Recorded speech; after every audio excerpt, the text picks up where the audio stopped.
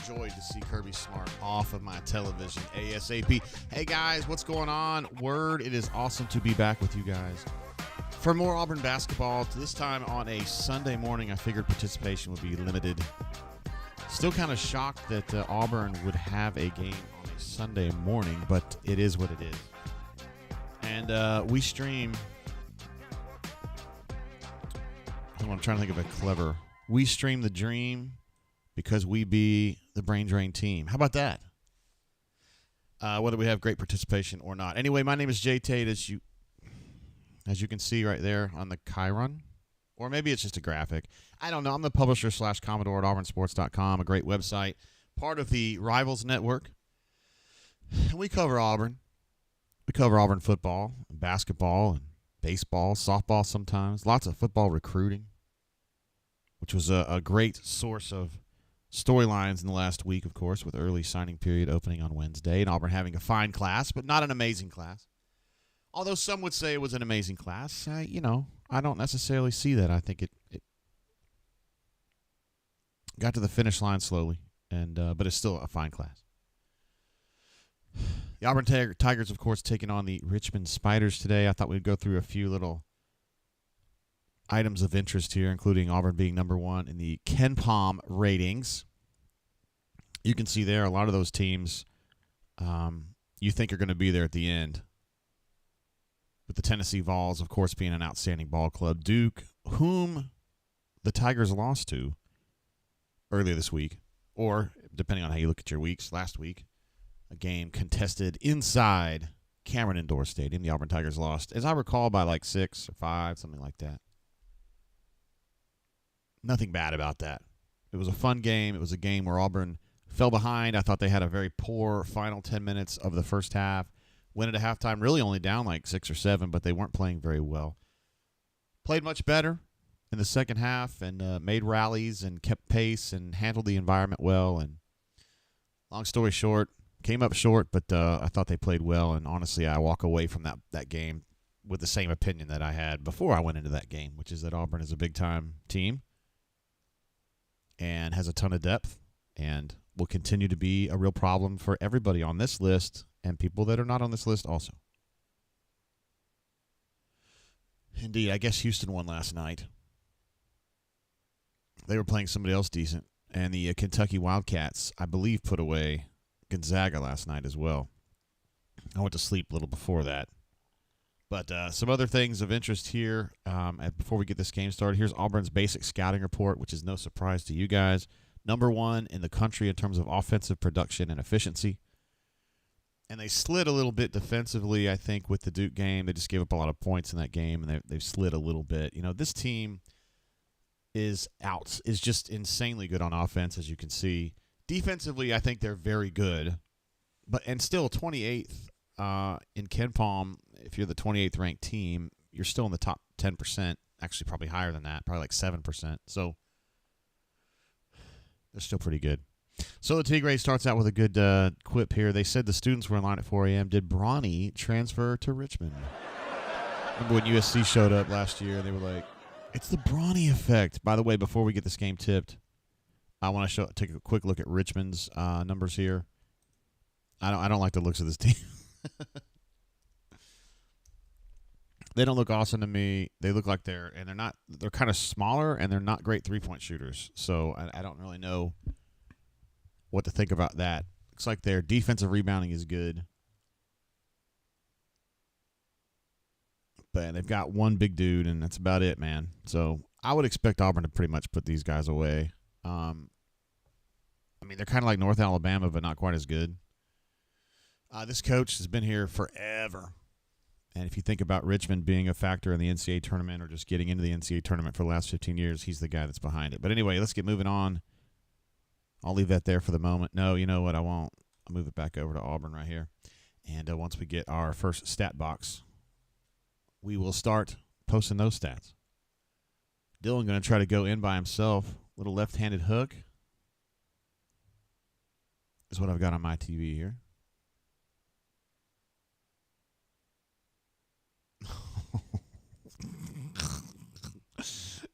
Tonight is big boyed somebody off a miss by Miles. and just stuck it right back in for the easiest 2 of his career. Look at Dylan Cardwell with the that's not a foul. Dylan Cardwell with the steal in the backcourt, believe it or not. Basic lineups for Auburn here. Denver at point. Miles Kelly at 2, de facto 2. Chad Bacon Lasagna at 3. Janai at 4. And Dylan at 5. And as you guys know, Janai will flip between 4 and 5 depending on who else is teaming with him in the post. If it's Chaney, he's more of a 5. If it's Turtle, he's probably more of a 4. I don't know if we'll see Turtle today. Chad Bacon Lasagna, was that a 3? It was a deuce. Chad Bacon Lasagna, of course, the national leader in contortionist shooting. Amazing shooter like that. And Don Properdickin with the first call of the day. He says, that's game. Let's give him an applause for that one. Auburn, of course, up infinitely right now.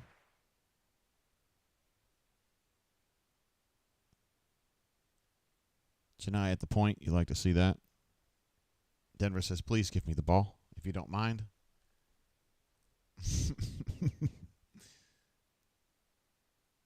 Ooh, they're going to try to double Janai, which means somebody's going to be wide open. In this case, it's Chad Bacon Lasagna. You get that pass over to him, and he'll shoot that.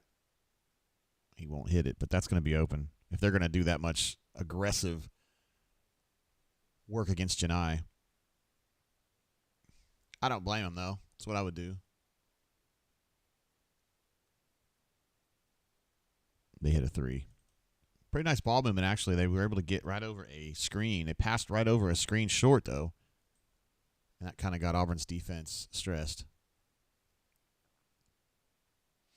Looks like they're going high screens in the middle of the floor today. Weird.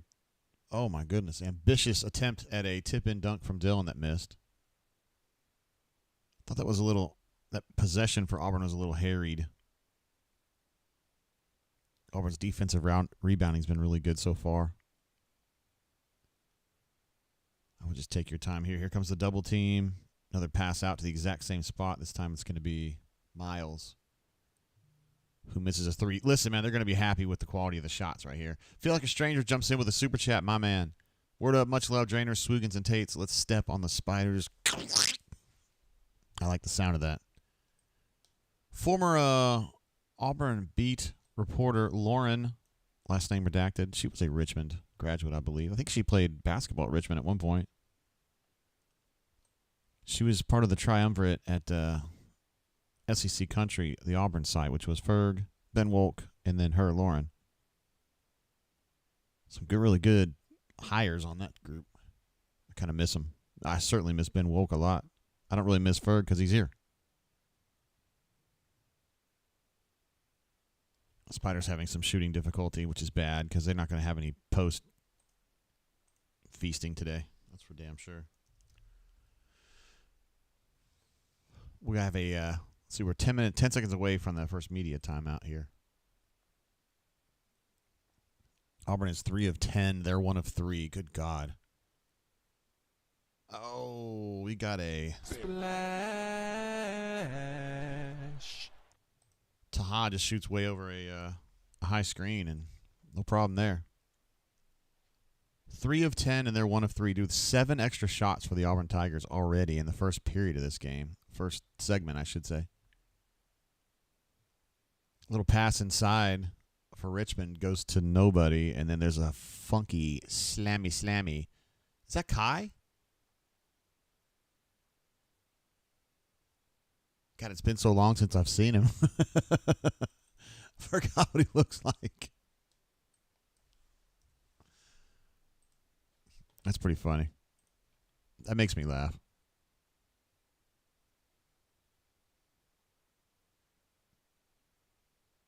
I didn't even see Kai come in. All right, we do have some stats now. Auburn is just, dude, 11 shots to 3 in the first segment. This is just totally unsustainable. From a Richmond perspective, good God. They're going to have to value possessions on a different level to just even compete in this game, I think. Although the argument could be made that window's already passed. When this Auburn team is in gear, dude, it's a real problem. You got to be something special to even slow them down. But there are special teams out there. I feel like a stranger. I appreciate you, G.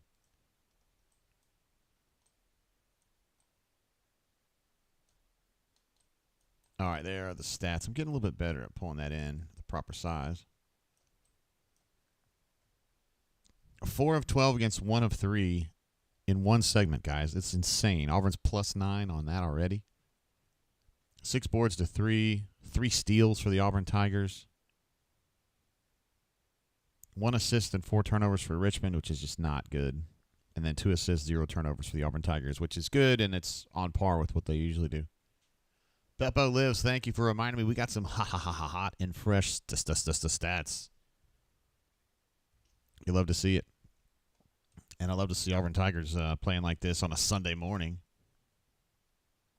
Raven says, speaking of special teams, are we keeping our special teams coach? I would like to see how that plays out, but I think there's got to be a change there, yeah. Even though, it went a little further than just Alex being out, you know. I think there's got to be some changes made to the staff, for sure. Yeah, what do you guys think about Ja'Kai getting in there early? I guess he served his time, so to speak. He shoveled out the stalls in the Duke Williams Equestrian Center. And now he's fine. Kai is an immensely talented player. He has kind of a quick fuse. And I say that not disparagingly because I, at that age, was somebody who had a quick fuse also. And it's just something you got to learn how to ease back a little bit. GW says, JGT, we need a final 12 when the break comes. I can tell you right now it does not include Alabama. It would be an injustice, I think, to take SMU out of the playoffs because they lost on a 54-yard field goal to Clemson in the ACC championship game. I think Alabama's just going to sit this one out, and I guess Lane Kiffin's going to sit this one out as well. And I'm not too upset about Alabama missing. They play all the time for this stuff, you know. It's time for somebody else to take a shot. That was a hell of a drive by Richmond down the lane right there. And I don't really think Kai needed a foul there. Just challenge him and, they're giving him an opportunity to play early, get him back in the flow. We got Chaney in there now, which means Janai slides to 5, where I think he's better. Dusan Nešković. He's from Bosnia and Herzegovina. 6-9. After that old-fashioned three-point play, as some people say. I hate saying that. Absolutely, Stoop Up says that Clemson kicker booted that thing last night. I told Cordy, I was like, oh, gosh, there was a splash. I missed who it was. I was like, they're 5 yards behind his range. I'm curious to see how this goes. And, well, it went really well for Clemson. That was a Tahad Pettiford splash. Again, he's got 2. And he tipped the ball out of bounds. He's a very active basketball player, a high-effort player.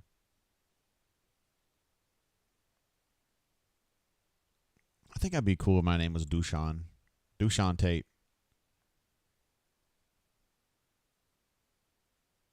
Another one-and-done possession for Richmond. Oh, Tahad Pettiford with a heat check. Chaney with a rebound in front of 3 guys, and he got rejected by the rim. Ay. It's all right. It's happened to me a bunch of times in my life. Of course, I'm not Chaney Johnson.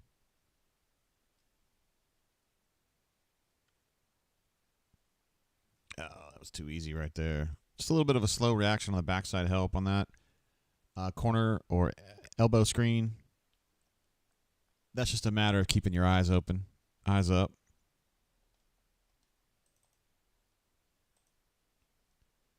Ooh, Janai on the block. I like the chances of this going well for the Auburn Tigers, and indeed it did.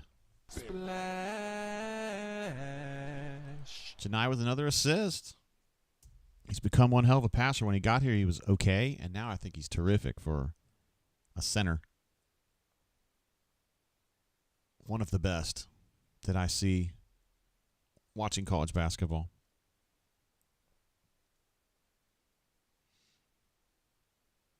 Yeah, Vince is petty working this morning. He sure is. He came out of here. He came out here ready to ball, didn't he? 15-8 for the Auburn Tigers. So you've got Tahad kind of playing de facto point here with Denver kind of sliding over to 2. Chad Bacon Lasagna. It's kind of a weird lineup. You don't have Janai in there at all. And then Denver gives you one of these. It's raining, guys. It's raining. And he only shoots when it's raining. And she screams. Had a voice that strains. Auburn is now 7 of 16 from the floor, 4 of 8 from 3. And they've taken 10 more shots than Richmond. As it would say in a World War II documentary, this is an unsustainable rate of loss. When the Japanese and the Americans went toe-to-toe, so to speak, in the Philippine Sea. That was an unsustainable rate of loss for the Japanese. I know this because I've been watching one recently, learning a little bit more about World War II. Richmond's still trying to get that stack screen to yield positive dividends, and it just hasn't worked the last 2 times.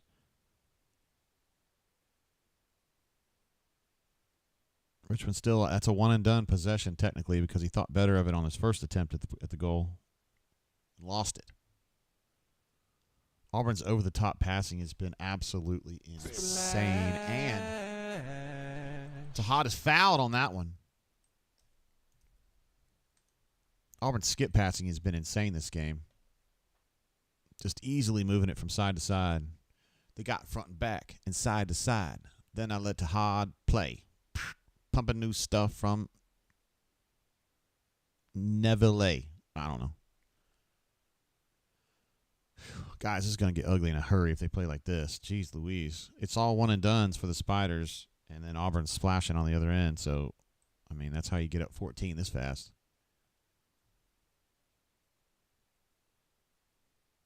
I think it's time for Turtle, personally. What's up, Beppo? Glad to have you here with us today. Again, small victories in the Hizzle. Just kind of recognizing our legends. Jacob G in the house. GW was here early. I know that.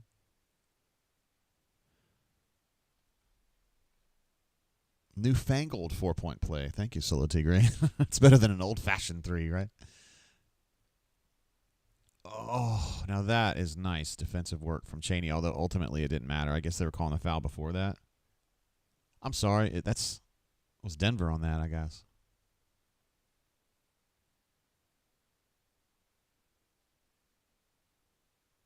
I think it's pretty cool that they're the Spiders, though. I always thought that was pretty rad. If they're not playing Auburn, they're kind of easy to cheer for. It's one of those schools that you never hear anything about them unless they're doing something in basketball.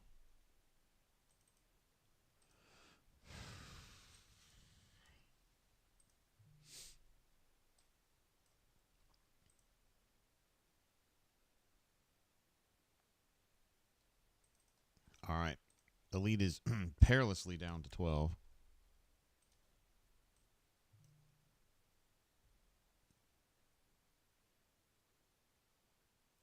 Still no Janai. No real need to, push him real hard in this game, I don't think. Because he played so many minutes in the last few games. Might as well just give him some chance to. GW says he's setting his 150 DraftKings lineups. Yes, Raiders, a rare miss for me on the Raiders today. They're playing at noon at the Buccaneers. This is where Auburn's just killing them right here. Just, jeez, come on, guys. Auburn should voluntarily not shoot threes now for a little while, just to be nice. Like, listen, these guys traveled hundreds of miles to play this game. And, just give them a chance.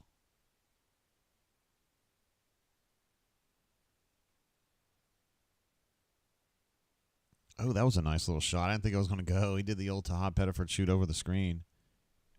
And he hit one for Richmond, so good for them.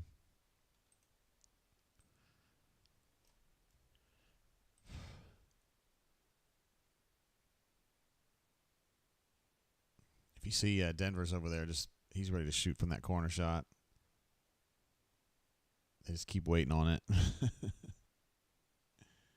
I'm confused as to why they keep showing up. Oh, they're going to do a feature on Tahad. I was like, why do they keep going to Tahad? I mean, I know he's having a fine game and all, but I don't know if he's worth 4 close-ups in 2 minutes. Let's see. GW says he's stacking the Raiders in 25% of my lineups. I don't know what that means. You think they're going to get a feastly statistical day against the Bucks? Because from an offensive perspective, we never have a good game. Although we have our de facto quarterback, like the one that I actually liked. Jacob G says it's best you watch this and not a baker bake up a delicious game. Whoa, hey now. Yeah, I'm going to miss this one. Red beans and rice did miss her. All right, I'm getting some hot, fresh stats up, Beppo. Give me some hot, fresh stats. All right, they're coming on the way. Stats are on the way. I can feel it in your eyes. Let's see what the shoot attempt disparity is here. It's 11. Auburn's plus 11 field goals. And just toying with these fools. Wow. 6 of 11 from 3. They started out 0 for 2, so I don't know. Do the math. They're doing pretty well. Travis J is with us today. What's up, G? This is let Tahad cook. I know I'm on board with that. I just wanted to know why he's getting so many close-ups. It's kind of weird. Jacob G, asks me how I would rate the recruiting class. For me, it's a B+.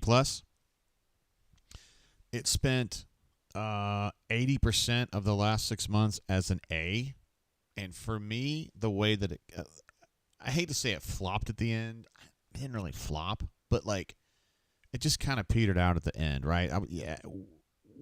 Those of us who follow the recruiting a lot, expected some kind of action at the very end. Like you want to go in and steal somebody, right? And yeah, that could have been one of 6 or 7 guys. It could have been the guy from Enterprise whose name escapes me, Zion Gray. No, I'm thinking Raven Gray. Zion Grady would have been a nice flip. Not losing Shamar Arnaud. Getting name offered. Something, man. Pull something. And instead, short of the defensive tackle, the Tennessee kid that flipped, who we figured was going to flip because he's with all his teammates are coming to Auburn. Aside from that, there weren't any positive signing day surprises. So to me, that's a minus. And I drop it from an A minus maybe to a B+. It's still a good class. Still a really good class. I'm going to have to redact that splash because that was just a long 2, but you guys probably don't mind. So for me, the class is a B+. It's still outstanding. It's still really good work. It's still going to help Auburn a lot. Particularly at safety is going to be a big spot. And I think Deuce is going to be, in time, a huge asset for Auburn. Not right now. Still got to get in the portal and get at least one quarterback. Dude, Denver with a heat check there. Wow.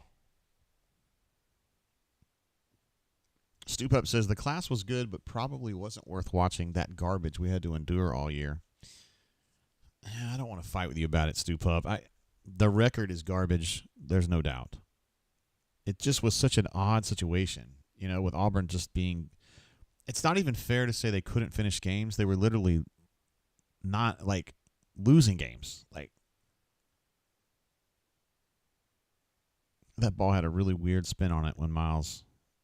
What a smart play by Chad Bacon Lasagna to get that ball tipped. Yeah, just again, B+ class. I think we can all live with that. We all would have liked to have seen an A class. But B+ is still very good. And they addressed a lot of needs. Losing Tavares Dice sucked because I thought he was there. Probably the best lineman in the class, the one I like the best. Oh, dude, this number 7 thought he was going to the hole, and he's just not going to the hole like that.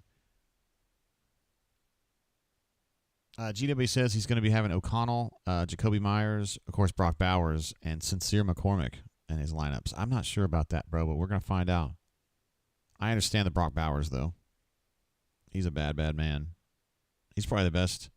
He's one of the 3 or 4 best tight ends in the game right now as a rookie. Richmond just hit a 3. And there's a home run. Got Chris Moore in the game. Janai back in the game, as we mentioned earlier. Jakai in the game. Still no Turtle. Janai, when he goes with his left hand, you guys know what it means. 80%. He should wear number 80. 80% are within 6 feet of the bucket with his left hand. Gunter asked me, who's my favorite transfer quarterback? The one that Auburn signs. Among the players that are in the portal right now, I would probably say the kid from Oklahoma, but I think there's going to be better fits for Auburn, and there's going to be a lot of competition for Auburn in that particular one. Auburn's going to talk to him. Don't get me wrong, but I'd be curious to see if the SMU quarterback hits the portal. I like him. And if Dylan Raiola gets in the portal, I would be interested in learning more about that young man. I don't think he's a runner, though. But I think he's got a lot of upside, and I think he's getting wasted at Nebraska. So I'd be interested in that.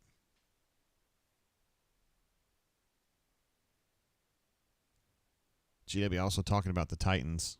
Look at this. There's not even a spider within 15 feet of that rebound. Guys. Yeah, Gunnar says Kevin Jennings would be amazing. He's amazing, you're right, and he would be a terrific addition. But I don't know what his plans are. I don't know if SMU, I think, has a lot of money, so maybe they just keep him because he's a freaking stud is what he is.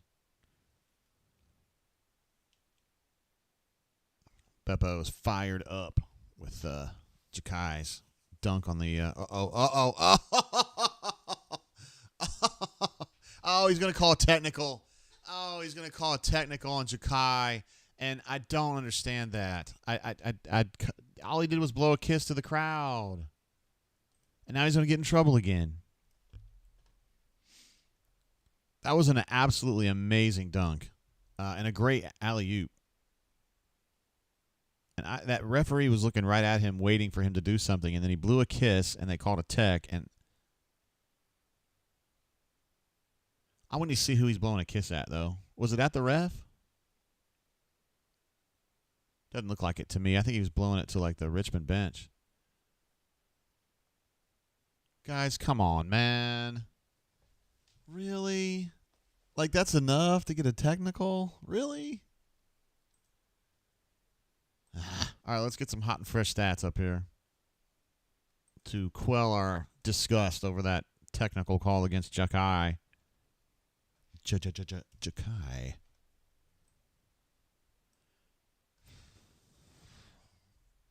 I think that was, as my dad would say, I think that was horse hockey.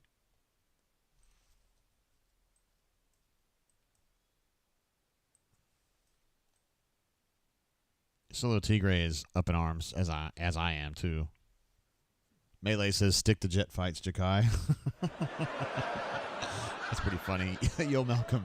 God, they're just having fun, man. And that was a great play. Like, come on, bro. All right, Auburn is now plus 12 field goal attempts, 6 of 13 from 3.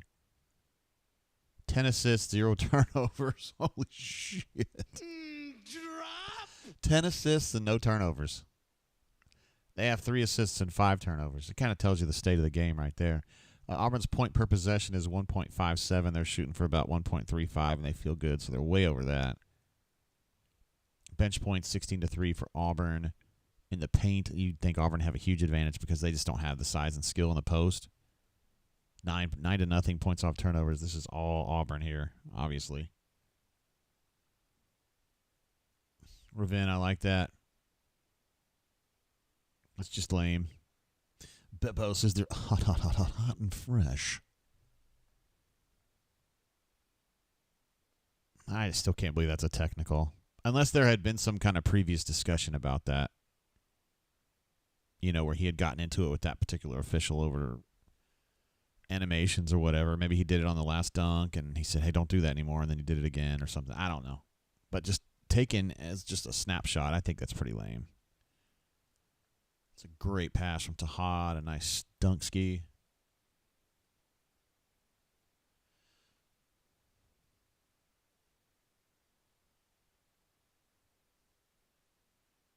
That is so mild, guys. Beppo's happy with the 10-0 assist to turnover ratio. The only thing Beppo wants more is a 20-0. That would be good too. I would love that. You sit here and think about this when he shoots these free throws, bro. You hurt the team again, albeit not in the air. Well, he kind of did in the air. No, he's on the ground, actually, this time. Was he sitting next to Turtle in that last shot? Yeah, he is. See, they're friends, guys. Everything's fine. Time heals all wounds.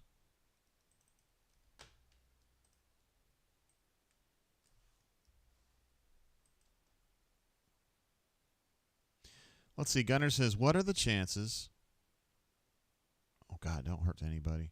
That was a nice save, albeit wasted effort. Janai with a 3-ball. Missed it again. I don't like Janai shooting these threes. Hate it. Gunner, chances that Auburn just completely blows the portal cycle and doesn't get a game changer at quarterback. Forgive me, I'm just used to being an Auburn fan. This guy Auburn's for sure. Low. I mean, the chances of them just completely blowing it are low to me, like 5% or less. The chances of them not getting the right guy are probably 50% in my mind, because I've seen some of the guys that they've been talking about, and I wasn't overly impressed with them. But I don't know. When Cam Ward came through last year, I was like, no, this kid looks good, but I don't think he's worth $1.5 million or whatever he ended up getting from Miami. Well, he was definitely worth that, and Auburn, I think, could have paid that, but they just didn't, because at the time, I think.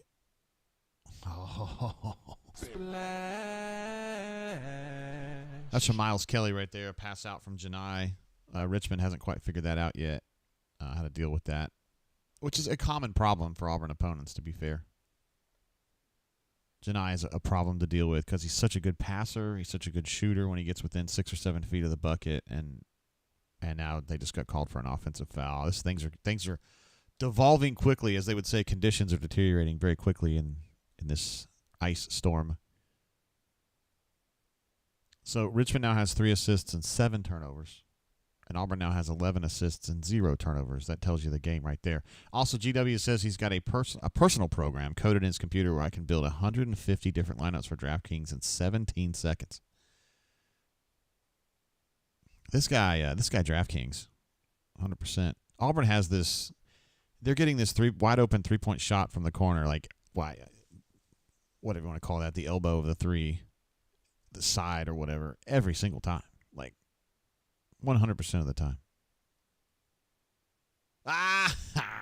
Steal by Chagga Bacon Lasagna. Oh, and then he gave it away.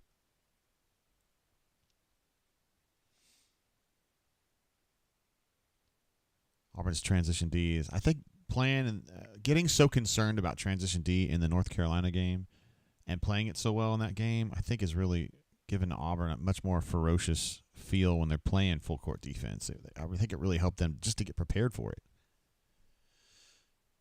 And they executed it really well against North Carolina too, and I just feel like their transition defense was upgraded against Duke too. And here today, it's just been suffocating. I mean, to be fair, it's Richmond, and this isn't a great Richmond team.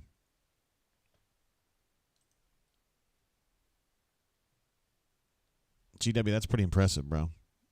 I hope you don't get yourself into trouble, like from a gambling perspective with that, but that's not my business. I'm certainly not going to hate on you about it.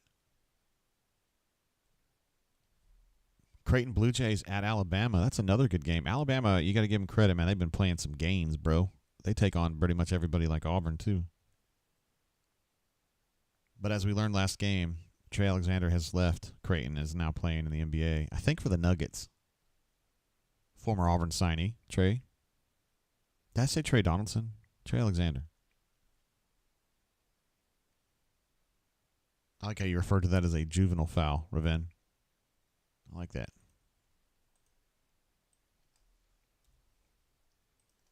The only time I hear juvenile is on Deadliest Catch, and they say, we're just picking up females and juveniles. Got to put them back.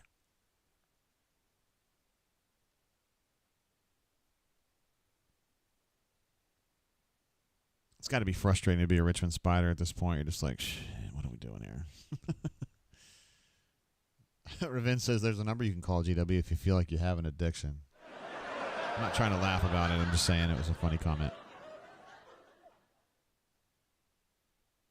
I mean, I can go to the horse track with Cordy and spend my, $4 each race and never feel impulsive about it, But some people can, some people can't. GW may be like me, where he just kind of does his thing. And he does his thing and moves on. Kind of like me in options on the stock market. I can play an option or two or three, but if it goes bad, I don't continue chasing after it. I just chastise myself for making a bad decision there and withhold myself from bourbon for 2 weeks. I'm just speaking from my own purpose or personal situation.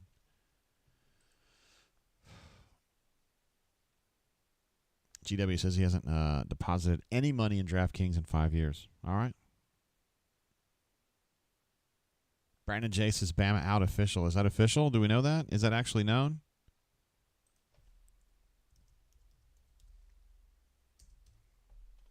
Do we know that? Yeah, it looks like the selection show was live. Well, good, man. Brandon J, let's all have a good laugh at that one, man. I'm not sure why they thought there's a turnover for Auburn. Oh, that's sad. It's good effort by Richmond, though, to get that second chance opportunity in there on the drive. It's going to piss BP off. But steal on one end, decent defense on the other end, but don't get the rebound and they get a stick back. It's going to piss him off bad.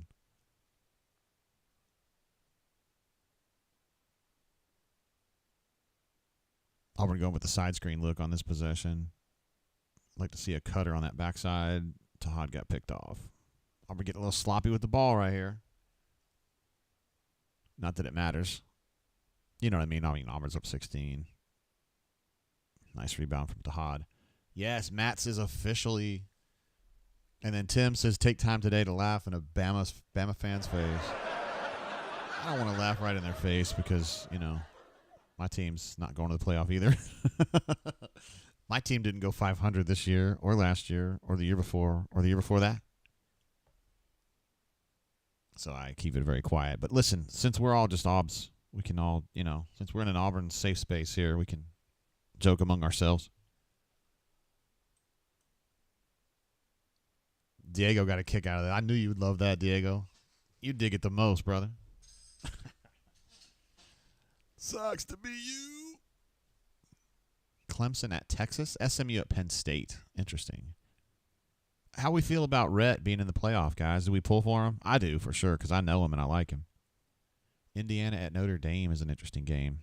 They probably don't play too often, but they should. They're not very far apart. What is that, maybe 150 miles, 125 miles?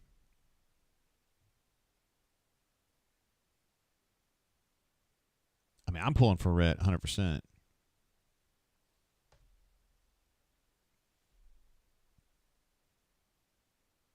Yeah, Ravin says handles are starting to get loose. I know BP's going to talk about that in the next time out. He's going to say, stop getting so damn sloppy.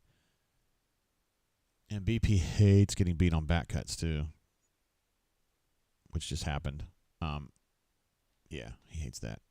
All right, so 39-21 is what we're looking at. I'm going to get some hot, fresh stats for you guys pulled up here. ASAFP. Let's see quickly, though. 3 assists and 9 turnovers for them. 12-3 for Auburn. I'm kind of disappointed in that in a way. Like, those 3 turnovers were just weird ones. They weren't ambitious passes that went awry. It was just dribbling problems. Just getting yourself into a cul-de-sac is what Tahad did. All right, there we go. The latest and greatest. 18 rebounds to 13. Auburn up 5 there. Shots taken. Auburn still plus 13, which is approximately what they've been since about the 5-minute mark. 7 of 16 from 3 is pretty good. And again, 12 assists to 3 turnovers. You can live with that all day long. Although, to be fair, this last segment probably was either even or maybe even a slight advantage to the Spiders. I just thought they've been playing a little bit better than Auburn the last 4 minutes. But, I mean, Auburn's still crushing them. Let's see, GW correctly points out that there are more Auburn ties, including Dillingham, who was here a year for offensive coordinator, and Mike Bobo, who was here for a year as offensive coordinator under Hars. Dillingham has done a great job at Arizona State, and he's everything Gus said he would be. Gus was like, this guy's going to be really good. Yeah, absolutely we can. This is for Kalen DeBoer right here. Danger zone. This is your redheads, your strippers, anyone named Tiffany. This is where your car gets keyed, you get a bunny in the pot, your tires get slashed, and you wind up in jail. That's Danger Zone. We're playing for Kalen DeBoer, whose first year in Tuscaloosa results in 0 playoff games, which is not good. Beppo wants to know, will Bama still claim a playoff appearance 10 years from now, asking for a friend? The answer is yes. Yes, indeed they will. I wish I had one of those Marv Albert. Yes, yes, yes.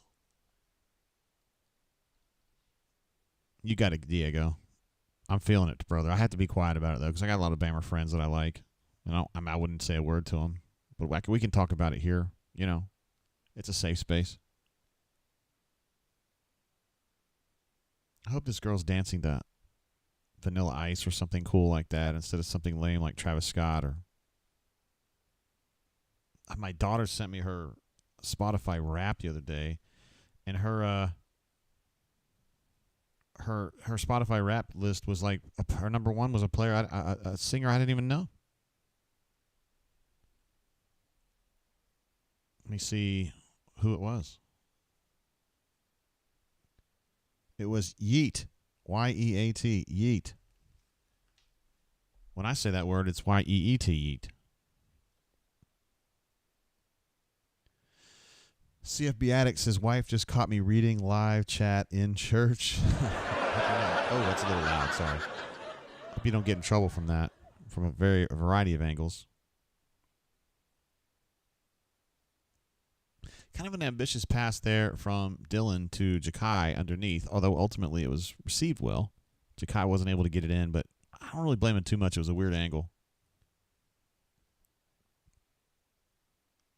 And Richmond gets a offensive rebound, another opportunity, and hits a 3. Another sloppy play on the defensive end from Auburn. I know they're not in danger here, but you want to see them continue to play sharply and execute cleanly. It's not going to go. Oh, Chaney just big boyed somebody. Got an offensive rebound over a guy legally and then just put it right back in. He's got some hops, dude. And he can just destroy mortal players. He has a little harder time against the really, really good ones.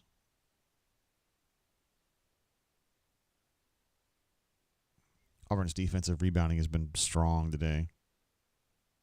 Richmond doesn't even seem to be competing for those, honestly. Denver with a drive. Got fouled. This is going to be Auburn's, 4th free throw of the game? Same old deal. Let's see. Chip says, my girl's Spotify Wrapped included Queen and PJ Harvey. Wow. I was shocked to not see Queen on my daughter's, although her number 2 artist was ABBA, which is on par, not with PJ Harvey, but also harkens back to a previous time. And my daughter's a big fan of Queen. I was surprised to not see Queen on there.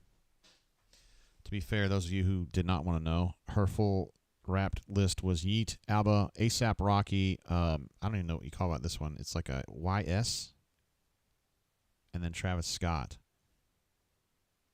I don't have the full one. My top artists are Eminem, Depeche Mode, Chromeo, Steel Panther, and Def Leppard, which really screams like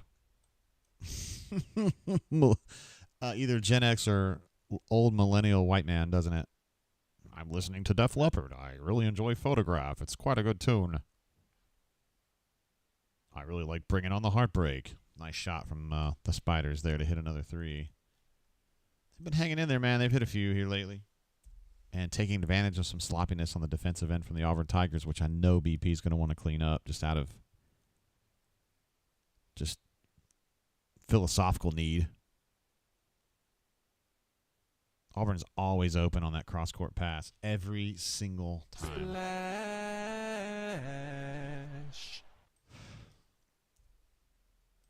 It's like Richmond's defense has no answer for a cross-court pass, and I guess they don't play teams that can hit those with any kind of consistency.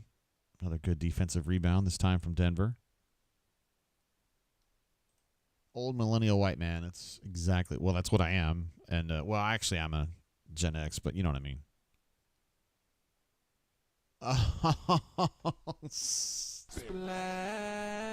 Call a timeout, dude. Please, just save yourself. Come on. He's not going to do it.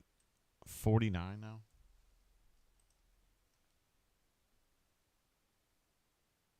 Another defensive rebound. Boy, this has been a real surge here in the last, minute?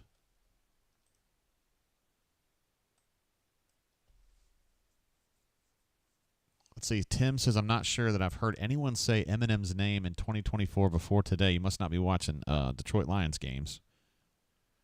Because he's like at Ford Field every damn game, and they do something about it. And then, dude, his whole record that came out this year. I mean, Houdini, and that was good stuff, I thought. But yeah, I mean, it's like, I don't know. I was surprised, honestly, that he was my number one artist too. I thought it would have been Chromeo or Depeche Mode or Van Halen. Listen to a lot of them too. Let's see. Ravin wants to know: should we be prepared for Richmond to go to a 2-3 defense after the half? I mean, if they want to prepare, that's good. They're getting kilt right now, KILT, and we're going to be seeing Blake and Presley pretty soon at this rate. CJ.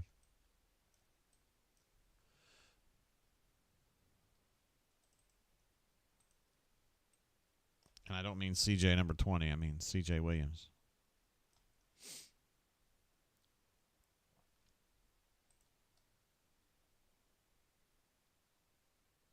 Ambitious says Kendrick Lamar is my top. He's damn good. He's definitely got what it takes. Another young man coming up from the streets in Compton, CA. A place I know well, having been there twice in my life. That is true. I went to some. I actually did. Swear to God, this is a true story. I went sightseeing, not with David Hamilton, but on David Hamilton's suggestions. You need to see this and this and this. Went to Compton High School. Me and Troy Johnson, former Columbus Ledger-Enquirer reporter, now works at AUM. And Neil McCready, who is a former friend of mine. We went to see the Compton High School area there.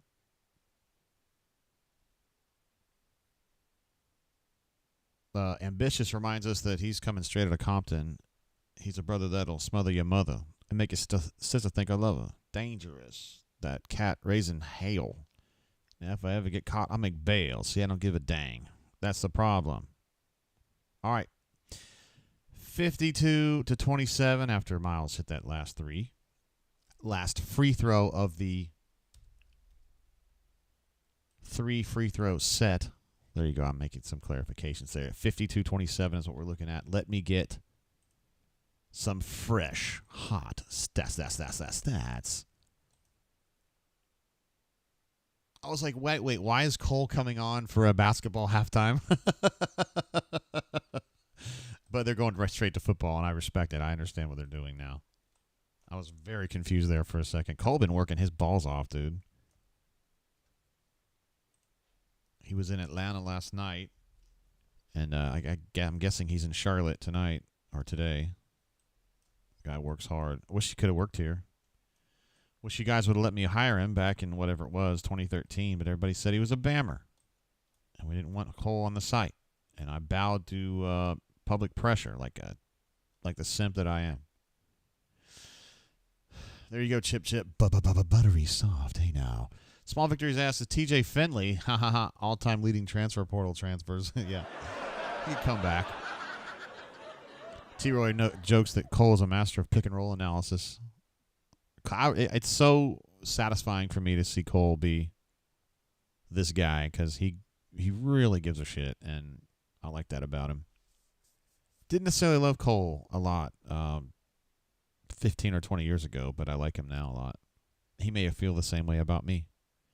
So Oregon goes in as the only undefeated team. Boise has lost only once, and I guess that's to Oregon. And they played well against Oregon. You know, I feel how you want about Georgia. To me, they're kind of wobbly. Arizona State, I don't know what to think about them. Texas is a little wobbly, but I like them a lot. Penn State, to me, is a little wobbly. Notre Dame, I don't even care about. It seems like Ohio State fans are really mad at Ohio State right now, and I don't understand that either. Tennessee, Indiana is an interesting story, but I just don't know if they're good enough. SMU's a problem. I think they're dangerous. They seem very valorous, and they can score points. They can also give up points, but, you know. And then Clemson. It's also crazy to me how close South Carolina got, right? I think they finished the third team out, maybe. South Carolina. Seriously. That's amazing. Stu Pup jumps in with a super chat to say, early Sunday tip and AU is baptizing Richmond. Hey, we give you an applause for that one.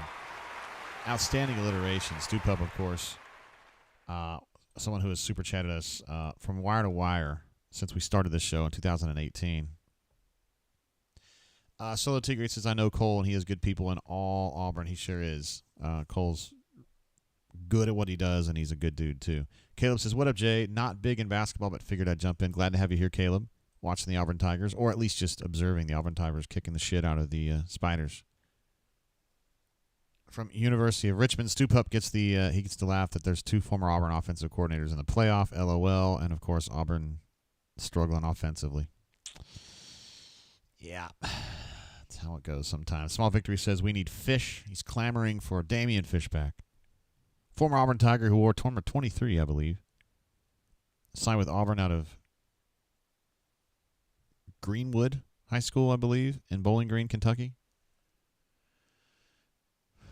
Mr. Basketball had a relationship. His dad had played for Cliff, back in junior college years and years ago. That's how Auburn was able to steal Damian Fishback away from wherever he was going. I don't think he was going to UK, but Stu Pep says Fish is so good at his job. Yeah, him and Cole are kind of similar in that way, right? Although I've always liked Fish, but they just both care a lot about doing a good job and being on top of shit. And every time I see Fish, he's so nice to me. Cole is too. I just don't see him very much. Grindwork, what's up, bro? He says, what's up, JGT? How you doing, man? I hope you're doing good. Out there enjoying this this beautiful Sunday. I guess it's not beautiful in lower Alabama, but it's like calm and it's not raining or anything. Just another December day, right? Highs in like the 50s. I don't know where you're at though, Grindworks, but hope you're having a great day, bro. Yeah, let's take a gander at these stats. Auburn +9 on field goal attempts, which is, I thought they were going to be up 20 by this point in the game because they were up 9, I think, in the first segment. 14 assists to 3 turnovers for the Auburn Tigers, which is very, very sustainable. That's terrific. 6 steals and a half is really good. Richmond goes 4 assists and 9 turnovers, which is not good. Auburn +10 in rebounding, including 17 defensive rebounds. Points in the paint, Auburn's up +10. Bench, Auburn's up, 15? And points per possession for the Auburn Tigers is 1.49. And they're shooting for about 1.3. So they're above pace. And that makes sense because they don't normally score 100, which is what they're on pace to do. There are some issues on the other side of the floor. I think that BP is going to be a little frustrated with second chance points being essentially even. He's going to think that even though the defensive rebounding in general was good, there have been some situations where Auburn didn't use proper technique or pay attention enough to get bodies boxed out. It's hard to bitch at him too much when you're +10 rebounding, but at the same time, some of that stuff was, I thought, lack of just attention or effort, and that's some shit that he doesn't deal with. He doesn't deal well with that. 29% from the floor for Richmond is Auburn's going to be fine with that. 29% from three-point range, they're going to be happy with that. 6 of 8 from the line, that means there wasn't a whole lot of fouling. They'll probably be happy with that. there will be some folks to say, Auburn, why doesn't Auburn have more free throws? Auburn didn't drive very much that half. Feel Like a Stranger makes a very good point that I hadn't even considered. The JPP has not played today. And that's surprising. We've been kind of wondering, he coming into the season, a lot of people asked me, JG, what do you think about JPP? And I was like, shit, he's player of the year in his league last year at Furman, and he's going to come in here and he's going to be a force. But, God, as early as maybe the Houston game, we started seeing that really this is kind of a Denver and Tahad collaboration at point, and JPP is going to have to force his way in, and really he's just kind of forced his way more out, if anything. Well, I didn't realize that Miami was out of the playoffs, too. I don't pay that much attention. I just kind of focus on Auburn, Yeah, some good matchups there. I like that. So they play on the 21st. So that's 2 weeks from now, I guess? Huh. Cool. Anyway, yeah, no JPP is surprising. And I don't know about him being hurt or anything like that. So maybe they're just trying to let him get his head right. The thing with JP is that it's just kind of a mental thing with him. I think that he's having a hard time. He played in a very regimented system at Furman. And Auburn, it's not to say that Auburn's lax. It's not, but it's more organic the way that they play than it was at Furman. And so in situations where JPP, he likes it better when he understands, when the choreography goes exactly the way he's expecting it to go in his head and the way that it's drawn up. But Auburn ad-libs a lot and riffs a lot and goes to something that they call open, which is kind of more of they follow more like philosophical principles when they're attacking rather than choreographed stuff. Does that make sense? And that's something that BP has always been a big proponent of, is like giving players freedom to kind of play through a philosophical system and not be so regimented. And it gives a lot of players the feeling that they can be more creative and they can express themselves more on the floor. That's a big part of why Tahad was so impressed with Auburn and ultimately signed with Auburn, is because, with Jared and Javon, BP can say, hey, look, here's what we do. We give you the keys to the car, and you do what you want to do. Jared could shoot. Jared had the green light to shoot. He could also drive if he wanted to. We're going to give you that kind of latitude. And a lot of programs, maybe they say that to Tahad in an attempt to get him, but they can't really show or prove that that's exactly what they do because they are regimented. And so there's pluses and minuses. CJ said, did not realize there was a drain. At this point, with Auburn being as good and as elite as they are, we just go every game. I feel weird. I feel weird about it. Ambitious says, disappointing we let Trey Donaldson go to replace him with JPP. And the first answer is Feel Like a Stranger said Trey walked away his choice. 100% true. Aiden, I think, was more of a, oh, you don't mind leaving? That'd be fine. I don't think people miss Aiden as much, but Trey is a little bit different. I really like Trey. Maybe I had a bias for him or something. I don't know. Maybe because he's a good football player, and I knew how good of an athlete he was. And, I mean, he's a baller, dude. I personally miss talking to him. Which leads me to wonder, how's he doing in Michigan? We can find that out. Where did my Ken Palm go? Let me get the Ken Palms. Oh, Henry's been logging in here. Michigan, by the way, is number 22 in the Ken Palm ratings. Looks like Trey is playing. He's their number one choice at point guard. Not too shabby. With Ken Palm, it can be hard to kind of understand what the statistical numbers are, like points per game and all that kind of shit. But he's shooting 46% from three, which is pretty good. He's shooting 51% from two and 69% from the line. So he's doing well. I mean, that's not like All-American numbers, but it's good. He just isn't like attacking that much. He's not like their number one scoring option, but he can play, man. 15 of 33 from three. I mean, so it's a great percentage. It's not necessarily a huge volume.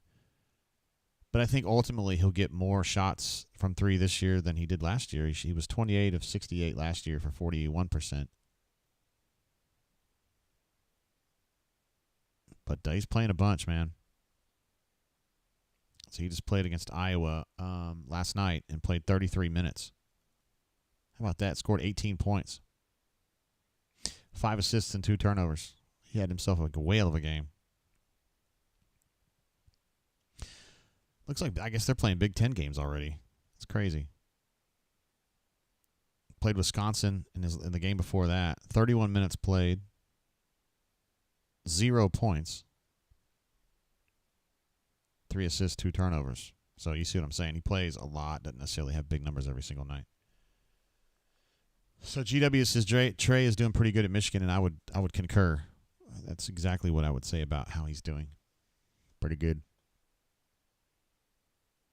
Let's see. I feel like a stranger jumps in to say, also, it's really easy to say Trey would be better than JP. Like it's a fantasy lineup, but we don't know how that would affect the rest of the team, and I like Trey as well. Yeah. I mean, right now, JP's essentially a 0. And Trey wouldn't have been a 0, but you're right. How does it affect things? And would that have stalled or slowed Tahad's emergence, or how would that have affected Denver's kind of transition from a 2 into a combo? And, there's different things to consider on that. But if it was as easy as a fantasy lineup, like you said, a plug and play, you definitely think Trey would have been the better choice. But maybe this is something that you learn from. It's probably a situation that BP hasn't encountered before.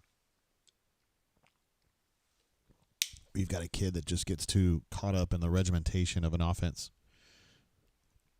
or lack of regimentation. I hate to say that about Auburn's offense, though, to say it has a lack of regimentation. I don't think that's fair, because there is regimentation, there is a plan, there is a choreography element to it. Very, very serious stuff. I mean, they do this in practice all the time, where they talk about they probably run through 6 to 8 sets that they're running specific to each team. So the way it works in practice is Auburn's got about, I'm estimating here, I don't know for sure, let's say they have 20 sets that they can run. And each set has a name. On the offensive side, it's always got a hand signal. I'm not going to say what it is, but they've got different hand signals they use. And they'll install or accentuate maybe 6 per game. Maybe less if it's like North Alabama, but if it's, LSU, Ole Miss, Georgia, Alabama, they'll probably add 6 to 8. And they'll kind of accentuate those based on the opponent, is what they do. Anthony asks how I feel about Ja'Kai, a.k.a. Kai, finally getting some run. I love it. I think Ja'Kai is a critical depth piece for this team. He's a huge weapon, and if he gets his head right, you know what I mean, and adds a little more polished, because he's more polished than I thought he would be, honestly. He's a better player right now than I thought he would be. I always knew he was a freak athlete. The trick he could end up being one of the great steals of that class. It all comes down to BP's ability to kind of humble him a little bit and get him to play within the system. BP is extremely skilled at taking players like Ja'Kai, guys that have just kind of mental blocks, I would call it. Bryce Brown was one. He had a different kind of problem, but a different block, and he works with guys like that. There's been a lot of successful stories with BP taking guys that are kind of hot-headed or not motivated or whatever, and just kind of getting them, you know what I mean, matured and better. Davion Mitchell, we're talking about. I guess somebody was trying to draw parallels between Trey and Davion. Yeah, there's some things similar to that. Although there is, ambitious. You're absolutely right that Davion was a backup here. He was playing behind Jared. I mean, Jared, who's one of the best point guards ever to play at Auburn. And then he went to Baylor and balled out. And I think they either won a natty or they played for one. I don't know. It was the right choice for him, for sure. I hated to see it, though. I love Davion. That was back in the times when I, went to games and stuff. Got to know him a little better. So I think Ja'Kai being able to play today is big. I mean, you've got to get him some run. He's such an X factor, because Auburn's really good without him, and then Auburn could be super good with him. When Ja'Kai, he could be one of those players where if you continue to dedicate some minutes to him, get him a little more fleshed out as a player, maybe as a person too, where he can control his emotions better, play within himself more often, more consistently. You take a really good Auburn team and you might make it just sick. sit good. All right, so Auburn opens the second half with a turnover. Wonderful. Stoop Up says Ja'Kai is the Jamie Tart of the Auburn Tigers. Extremely talented, but a lot more me than we. If Bruce can rein it in, he's extremely talented. That's pretty close to what I would say. I don't know that Ja'Kai is selfish, though. I just think he's hot-headed and defensive and worries about his rep a lot, which I don't necessarily interpret as selfishness. Jeez, man. Auburn's defensive rebound, which I've been praising them all through halftime, has been ass in this possession. Richmond had 4 attempts at that. And then Dillon got a steal to mercilessly finish that possession. BP called timeout or something? Or did Dillon get trapped over there? He's going to be dissatisfied with that defensive rebounding effort.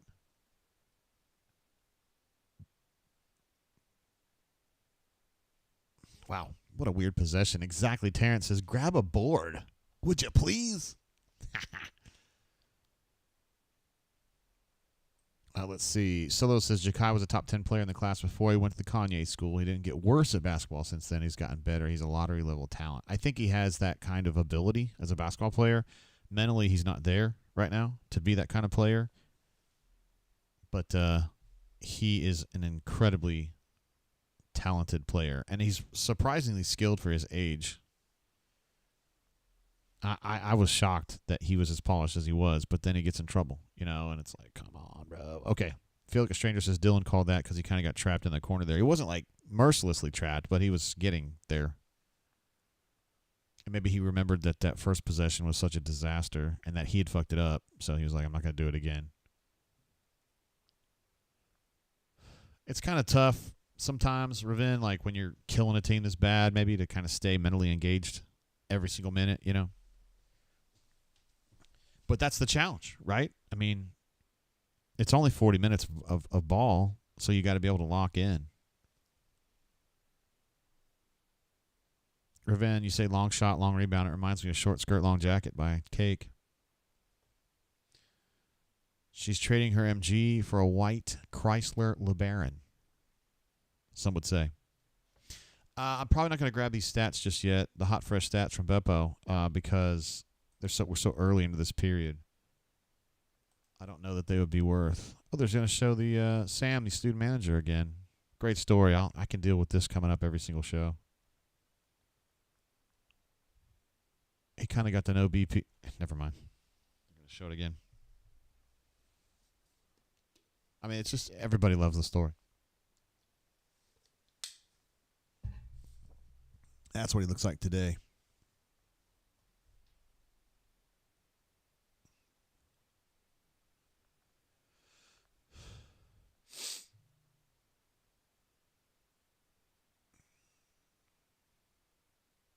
I feel like a stranger agreed with Dillon's decision there. I don't know as I'll be mad about it. Just don't want to open up with 2 wet farts, right? Just one. Ooh, I like that DHO screen. But he ended up missing the shot.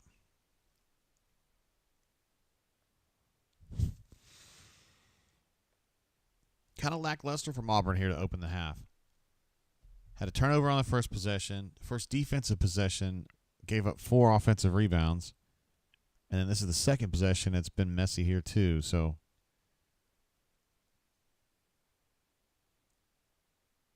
now that is a finish from Dylan Cardwell right there. On an alley-oop from Chad Bacon Lasagna, I believe it was. I don't necessarily think of Dillon as the most acrobatic player, but that was a hell of a play, honestly. Just went up over dude and finished with his right hand. That's nicely done. Notice he didn't blow a kiss to the crowd. He didn't want to get teed up. Yeah, Stoop Up. Yeah, if you're going to see a story over and over and over again, it's better than the, hey, man, I don't know if you know this, but Bo Nick's dad played an Auburn story. Way better than that one. Way better than that one. Let's see. Apostolos is the name of this guy. Number 33 for the Spiders. Apostolos Romolu. Apostolos Romolu. That's a good name. That's a lot better than J. Tate. Monosyllabic. Yucky.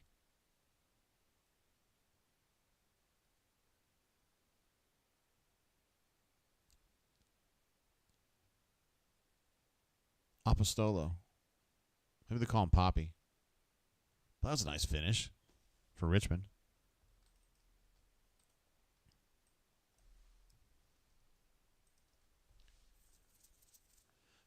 All right, so Auburn's had 2 possessions this half, 1 bucket and 1 turnover.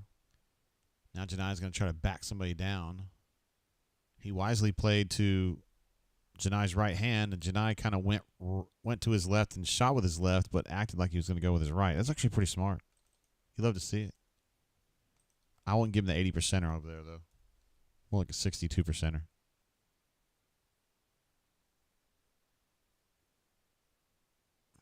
Foul on the 2-1 right there. You did that, dude. Your name is Mike Walls. There you go. Mike Walls. GW says, listen to JGT and watching NFL Red Zone. Me and Scott Hansen. All right, everybody, welcome back to another day at NFL Red Zone. I'm Scott Hansen. And for all the women and men who bring this to you, we say, have a good night and War Eagle. No! Did you see that? Drop! A no-look over-the-head alley-oop from Janai to Dylan. Holy shit, that was amazing. Oh, my word.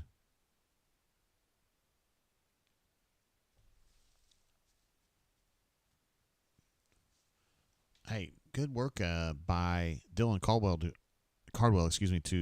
challenge that last shot. Chad Bacon lasagna with a and it's going to be a +1. He did the shimmy shake when he was on the ground. Watch out, they might tee you up, G. Man, that was amazing.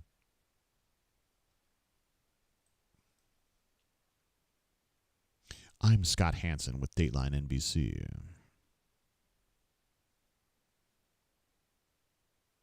Watch out, they're going to tee you up, Chad. These refs don't like to have fun. They're a bunch of wet blankets. CJ knows about that splash. He's the one that provided me that clip from Chris Smoove, the GOAT himself, one of my favorite YouTubers. I loved him a lot coming up when he was playing the old Call of Duties maybe 10, 12, 15 years ago.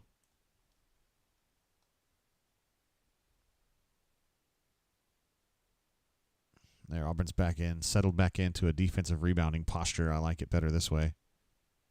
62-29. Auburn's got the ball. You know how it's going.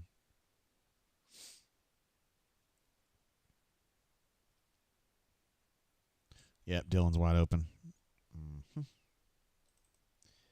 Yep.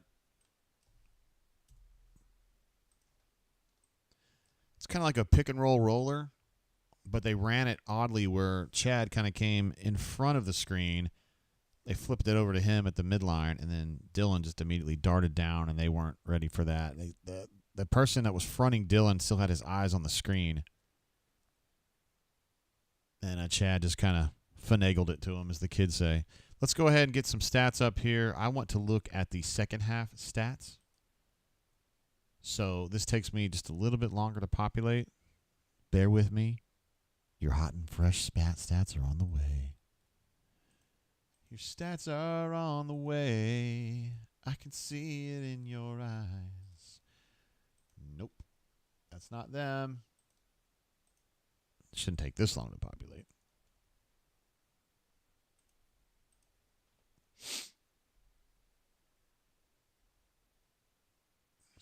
Still waiting on these.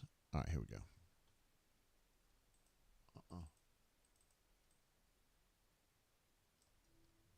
Ooh, this is going to be a big one.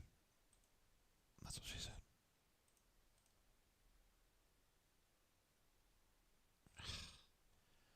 Stop. All right, hold on. Still having a little bit. It takes me a little bit of time on this one. Auburn, by the way, in this half is up 12-2. I can definitely tell you that. All right, finally. Here we go, guys. I know it took me like almost a minute on live video to get this to you. But that's just the way it goes sometimes. This is just for the second half. So Auburn's up 12-2. 5 of 6 from the floor. They're 1 of 7. Let's see. 3 assists and 1 turnover for the Auburn Tigers. 1 assist, 2 turnovers for them. 8 points in the paint already. How about that? Ravin notes only played 8 guys today. I'm trying to think. JP did not play or has not played today. Simo's played just a teeny little bit. And, of course, no Turtle. Anybody else we're missing? Who else are we missing?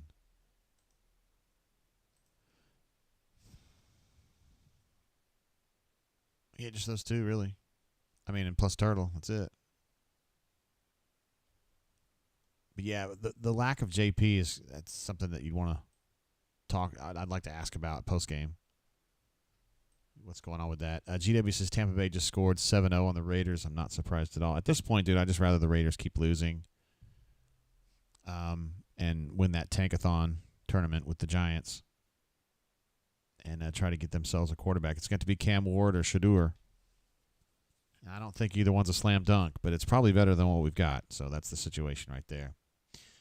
Ravin says we haven't played A.D. Scott. That's true. Adarin has not played. He's kind of he's a scout team guy for the most part. He has a great attitude, loves Auburn, a real gym rat. He puts in a lot of work, though. You know, the way Richmond just keeps trying to drive, and Auburn defends it really well, it makes me think that it works for them sometimes. It doesn't work very well against Auburn, but yeah, I probably should have included it in Ravin. Oh, Janai with a rare poor pass. Auburn stole it back. Uh-oh, Dunksky. Drop. Look at Sam. He's so stoked. Nice alley-oop on that one. Janai, too. Chad Bacon lasagna. Now, that is a really nice back cut. The pass was exquisite. The cut itself was exquisite and a nice finish. And the Spiders have an opportunity for an old-fashioned solo Tigre, an old-fashioned three-point play.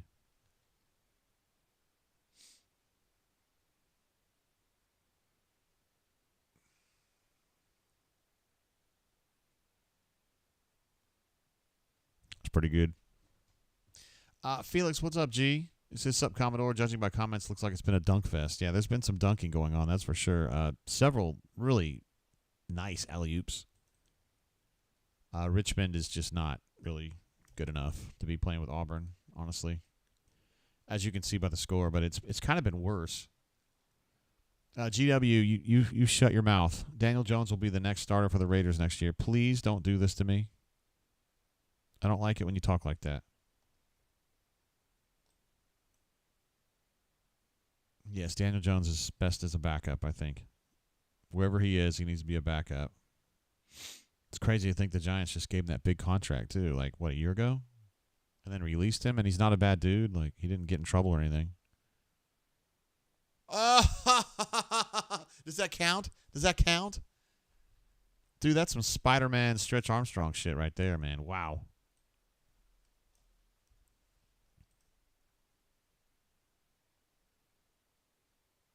Dude, what a finish, dude. That is insane. Don't blow a kiss. He'll tech you. Yeah, Chad's a great example. Chad might, that's kind of like what you want to see Ja'Kai become, like that kind of player. I think he has more physical gifts than Chad does. But they're similar kinds of people and players in a way. Chad's kind of flammable. He has a quick fuse too, but I think Chad has become more of a jokester. He's channeled it into like humor more so than anger and rage. But he's a freak. He's got some real creative ways of getting the ball to the hole, and I think Ja'Kai does some of that too.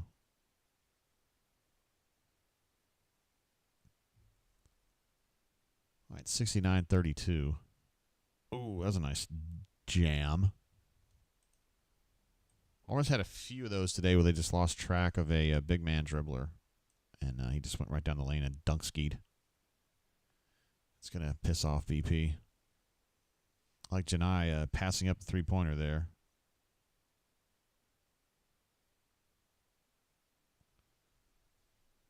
Hey, that's good effort from Chaney. I didn't like the technique on the turnaround. Really, he seemed a little rushed. But then he got his own board. Good hustle. GW says correctly that Daniel Jones is now back up in Minnesota, which he can't be for long, right? Because the Michigan quarterback will be back next year, you would think. And then they got Sam Darnold, too, so they won't need all that.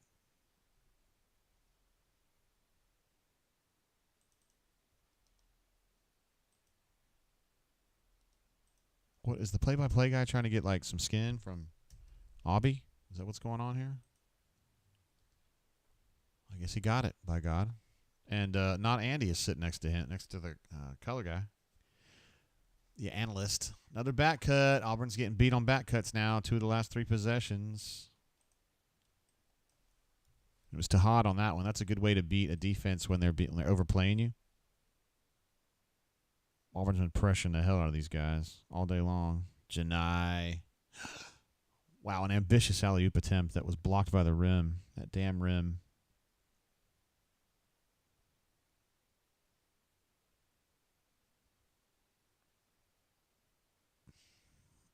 How many defensive rebounds have there been today where Auburn had 4 players there and none from Richmond? I bet it's happened 10 times. They're worried about Auburn killing them in transition, and that really hasn't gone down. But Auburn's killed them in other ways. That was an 80%er from Janai. They're going to call. It's going to be a dead ball timeout, right? We're just going to keep playing. All right, cool.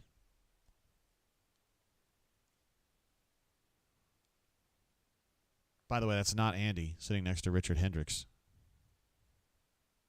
The man himself. Brandon, that's a great question. I don't know.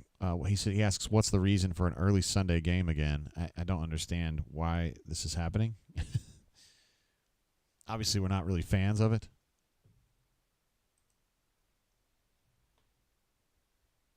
Let's see. BMAT says in the chat here that Auburn has 14 dunks so far. I didn't realize it was that many, honestly. I don't know that it shows me that on Stat Broadcast.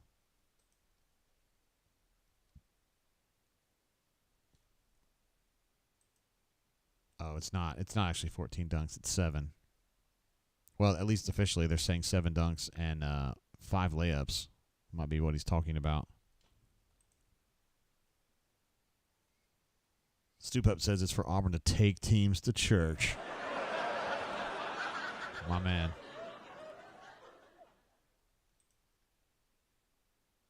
GW now saying that now he's trying to gouge me with this one. Jameis will be the next Raiders quarterback. Please stop. You're hurting my feelings with this. We're just going to have to get Cam Ward or Shadur and just roll with it and hope that it works out. I mean, seriously. Oh. As Andy would say, in and out. Long 3-point shot from Tahad. Got to change that score. Auburn's got 72 now. We'll be seeing Blake and Presley real soon.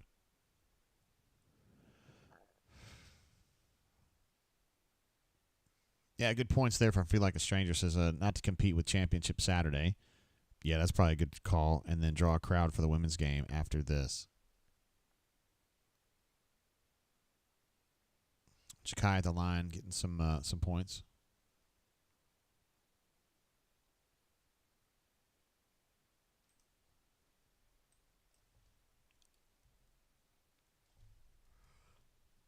Highlighting ESPN is that the Duke AD being mad that there were so many Auburn fans doing their thing inside Cameron Indoor the other night. That's pretty funny.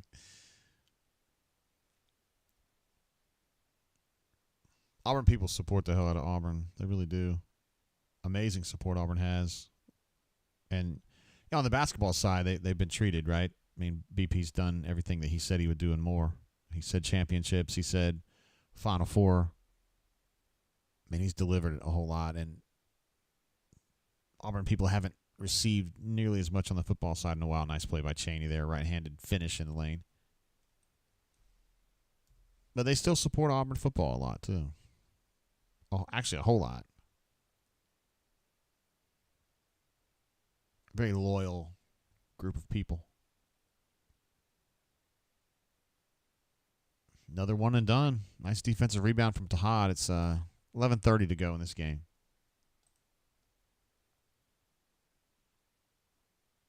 Stupep says Hank Brown going to ball out at North Dakota State and then go to the Raiders. How dare you, man? This is an outrage.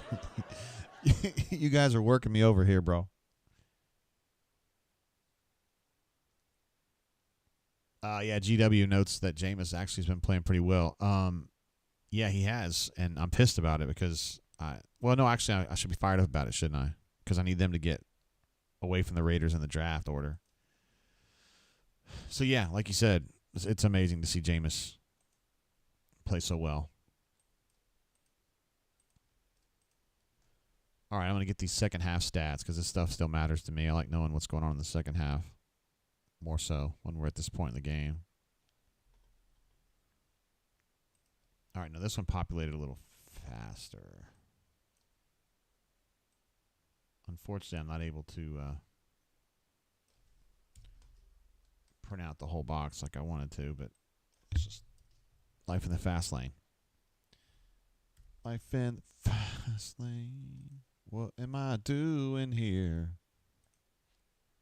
Uh-oh. I think I might have lost it. Is this it? Oh, yeah, this is it. I'm not going to have the fast break numbers on this one because I done messed up, but that's okay. We still have this. So this is just for the second half. Auburn a 23-9 lead just in this half. 8 of 13 from the floor. They'll take it all day long. 4 of 17 for them. They'll take it all day long. 3-3 assist to turnover for the Spiders. 4 of 3 for Auburn, which is not great. 6 of 9 free throws in this half is a huge improvement. You know, I think Auburn had, 8 free throws in the first half, and they already have 9 in this one. So definitely been accentuating driving to the hole and getting to the cup. They've got to get better at that skill, I think, because it's going to come in. There's going to be games in the SEC season, hell, maybe against Ohio State coming up next, where they've got to do that more, where they got to drive, they got to get some free throws. They're a pretty good free throw shooting team, so that's something that can help them.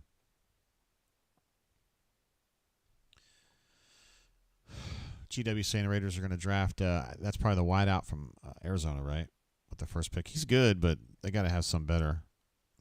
Got to have something better than that.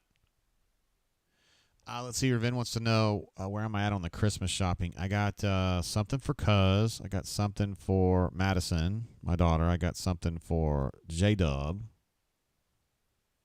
I've gotten a couple things for Snortney, but not enough. We kind of got a special deal going this year on what we're doing for Christmas. And then, so yeah, I'm doing all right. I only have the one kid, you know. And I got her something special for Christmas, and she had an idea what I was going to get her, and she begged for it for Thanksgiving because she wanted it right away. And so I caved like the terrible father I am and let her have it. So I gave her her Christmas gift at Thanksgiving, which was a special Owala called the Tide and True Owala that I was able to barter for. And she was fired up about that. It's like a light blue with blue bows on it. I don't know, some of these girls just really get into Owalas.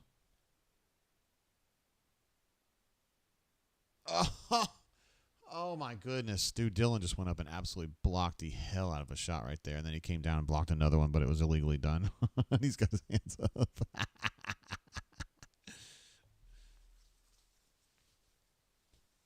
Is that the first time in history you've ever cheered a foul? Your own foul? It's a great block, though. The first block was amazing.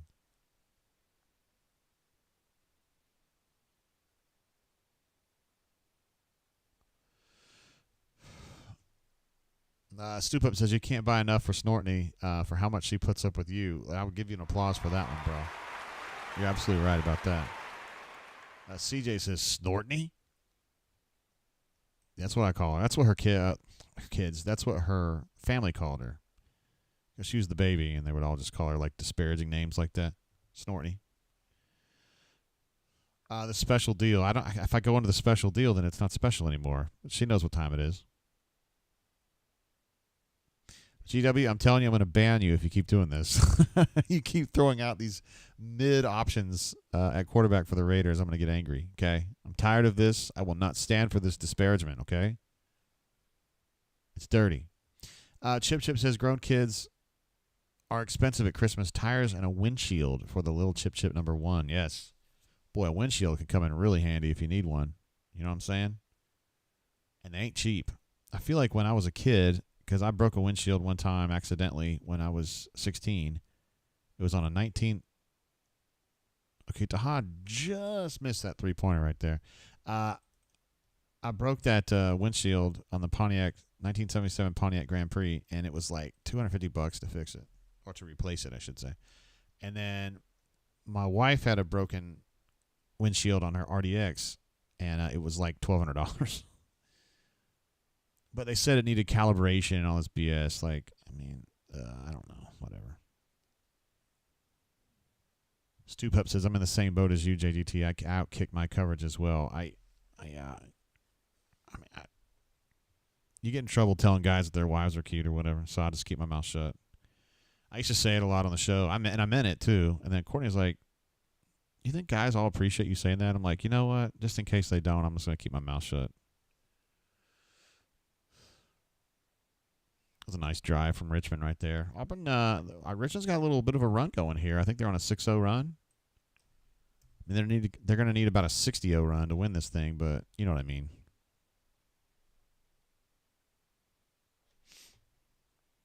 Auburn just needs to settle it in and work the problem and get some points. No big deal.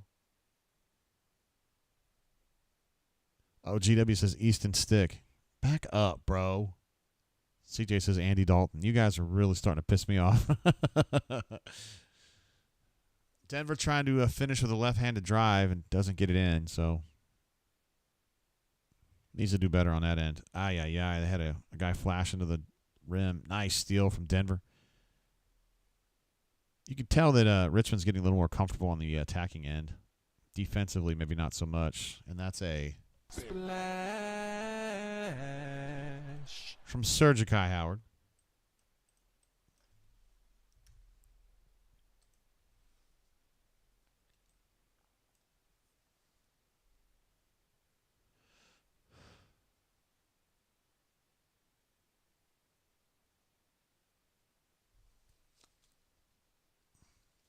I wonder what Kai's numbers are for today.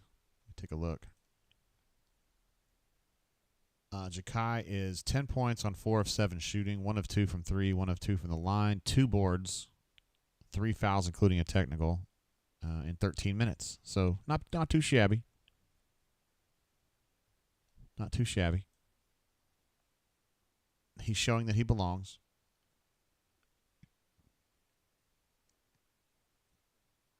Showing that he belongs.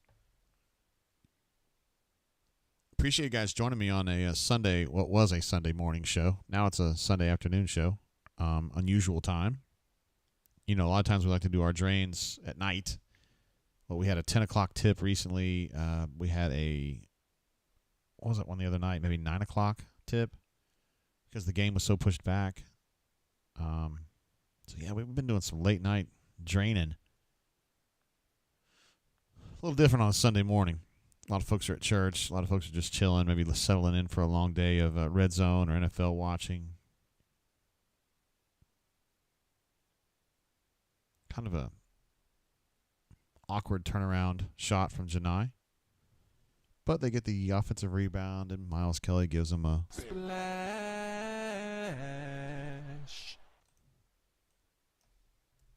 Well, I was just talking about how the Spiders had a little run going, and then boom. It ends abruptly with the Auburn Tigers getting a couple threes. One from Denver and one from Miles Kelly. Oh, wow, that was a tough shot right there, bro. put up a three right over Janai, who I thought was in pretty good position to defend that shot. But big looping, arching three-pointer, and Miles Kelly again. Oh my God! Somebody was going to get defamed had Ja'Kai been able to land that dunk. He got fouled on the way in.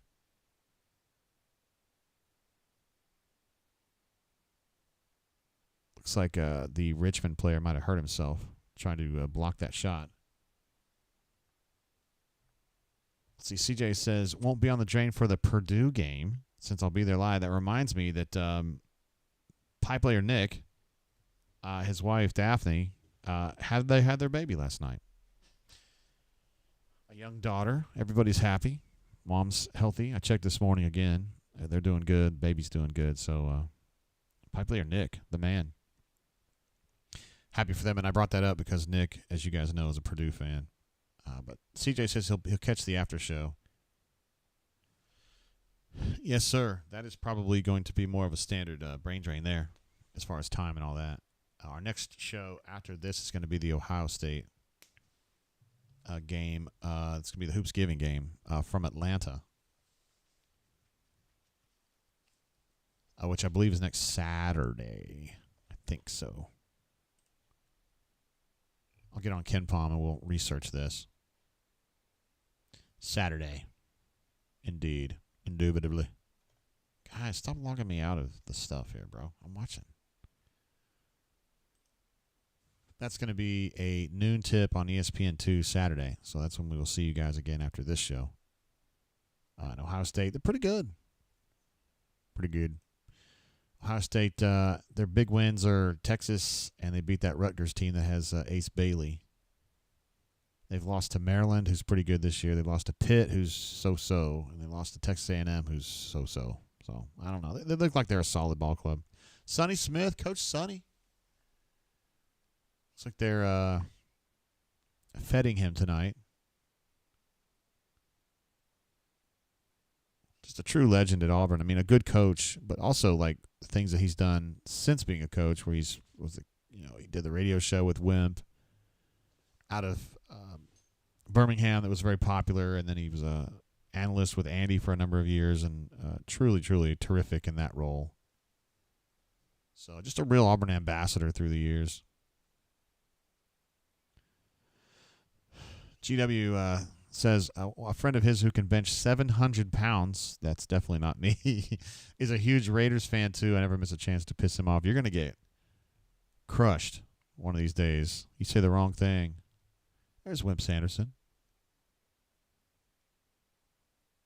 Chip says Bit Pipe has some Irish twins in 9 months. You guys, man. Pipe. If we're wondering why Pipe isn't on the show today, we got a pretty good idea why. Coach Sonny is absolutely a legend. Does feel like a stranger notes. And CJ says he was the highlight of Auburn basketball broadcasts. I mean, Andy does a great job, but it was great to have Coach Sonny, who's such a perfect foil, such a willing foil.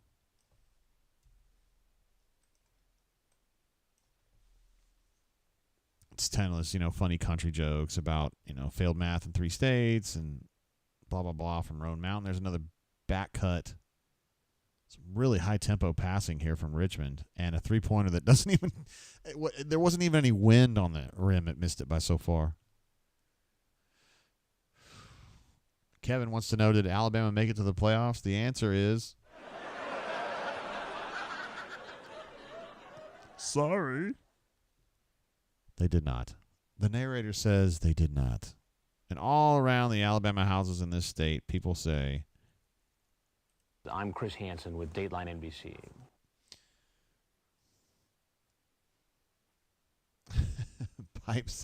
Chipster says Pipe isn't the one learning to breastfeed. He should be here. Now, this is Daphne's second kid, so I don't even think she has to learn that. But I still think you're right. He should be here. I'm going to get him on the phone. What's going on, Pipe?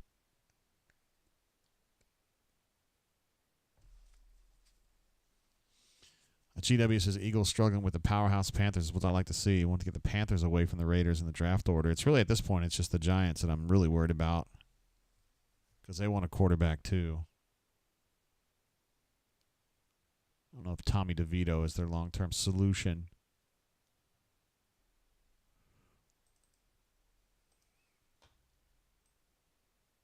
And the Arachnids are up to 49. 84-49 in favor of the Auburn Tigers. A lot of minutes tonight from Tahad running point. You like to see it, just to have more confidence and stuff. Oh, drop! A terrible three-point shot from Janai is offensive rebounded, corralled, some would say, by Kai, and he just went right back in with a powerhouse, like right-handed jam. And it was a poster-type situation. Yet another dunk. I think they're up to 9 now, the Auburn Tigers. And believe it or not, the Spiders have a fair number of dunks themselves.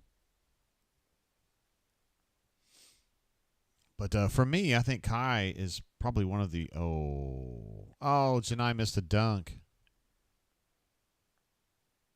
I think the story of this game for me, just maybe, and maybe I'm looking at it a little bit differently because I watch every Auburn game and I really only care about Auburn, is Jakai, really. I mean, first of all, playing, because we hadn't seen him since the opener, and playing pretty well. I mean, he's a peripheral piece at this point, but he's a really good one. Stoop Up says, that rim had a family.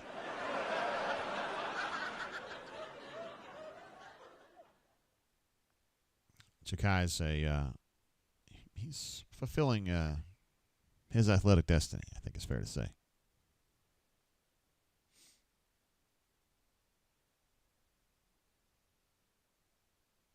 I feel like Janai's just kind of having a so-so day, in a game that he's so much the best player out there. 9 points on 4 of 9 shooting. He has 5 boards, 6 assists, which is great for him, right? That's a lot for him. 2 turnovers, which is fine. 2 blocks. So he's having a stat stuffer kind of day, but scoring-wise, 4 of 9 for 9 points. It's just okay. Your leading scorer right now is going to be Miles at 15 points on 4 of 5 threes. Your leading rebounder is Chad Bacon-Lasagna with 6. Nope, Chaney also has 6. And you guys know I love assist-to-turnover ratio. Auburn has 20 assists and 6 turnovers, which is just insane that they could keep having so many games where the turnovers stay so low. 9 steals for the Auburn Tigers, which is a lot, too.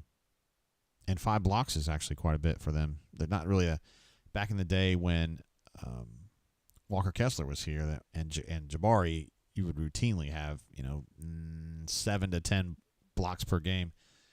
This team, even though I like their rim protection, you don't see as many blocks. That's not really Dylan's game, and it's not really Janai's game either. That's one of the 80% right there for Janai. A little push shot from about 8 feet in the lane. And they're starting to get close to 100, hundo, whatever. 12 points to go. Nah. Another nice back. Well, this one was a down the lane cut, but a back cut concept. Doing a hell of a job with that, really. The Spiders are, and I think it's good. They're taxing Auburn in this way because they need to be able to look at this and see that they're making mistakes with the technique they're using to guard these back cuts.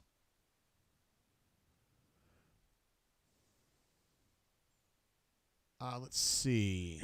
T-Roy asked, JG, outside of Sharif, do you remember the volume of assists for Auburn being like this recently? No. I mean, Sharif was just like an individual situation. And I don't know if you remember this, T-Roy, but he was kind of a divisive player when he was here, right? Because he was playing on that team where he didn't have quite the talent maybe that he should have had. And he was such an incredibly creative passer, but some of his passes would fall flat too, and I think people got sick of it. This is the best passing team I think I've ever covered at Auburn. I just feel like everybody on the court all the time is at least decent, and several of them are elite. And so the passing tempo is just so good, and the creativity. I mean, Janai had an over-the-head no-look alley-oop earlier. I mean, that's great. That's your 4. Oh, Tahad. Splash.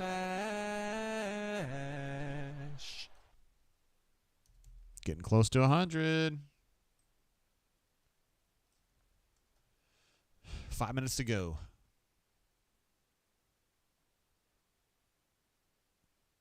Another good defensive rebound this time from Tahad again. He's going to sneak up and get like 8 rebounds today. The cross-court pass to Jakai. Ay, God, Chris could have gotten hurt on that one. I don't think it was intentional. I think he fell down and kind of undercut Simo. Why is Simo doing push-ups? Oh, we got gooey fries on the line here. What's up, Frank? Good to see you here, bro.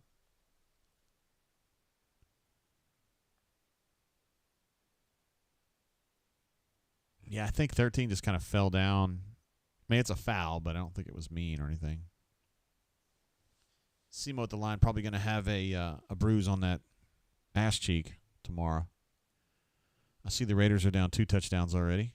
It's a good start. Got to preserve that L. And draft very, very high. Lee. There's no doubt. Simo hits a pair of free throws. How about that? Gets him to 93. Tahad checks out.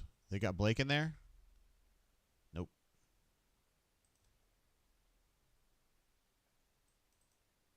It's 93-54. I missed a point there somehow for the Spiders, so I'll go ahead and give them credit for that, reluctantly.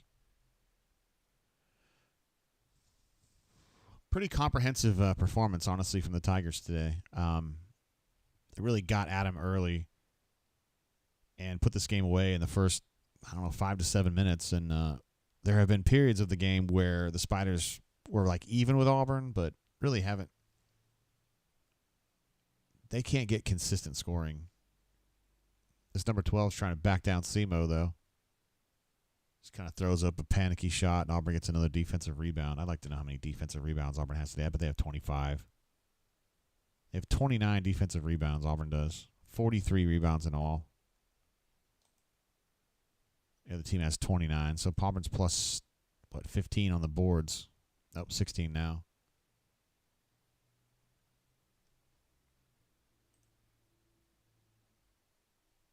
With Dylan's rebound now. JPP in the game. There he is. Number 1, the point guard.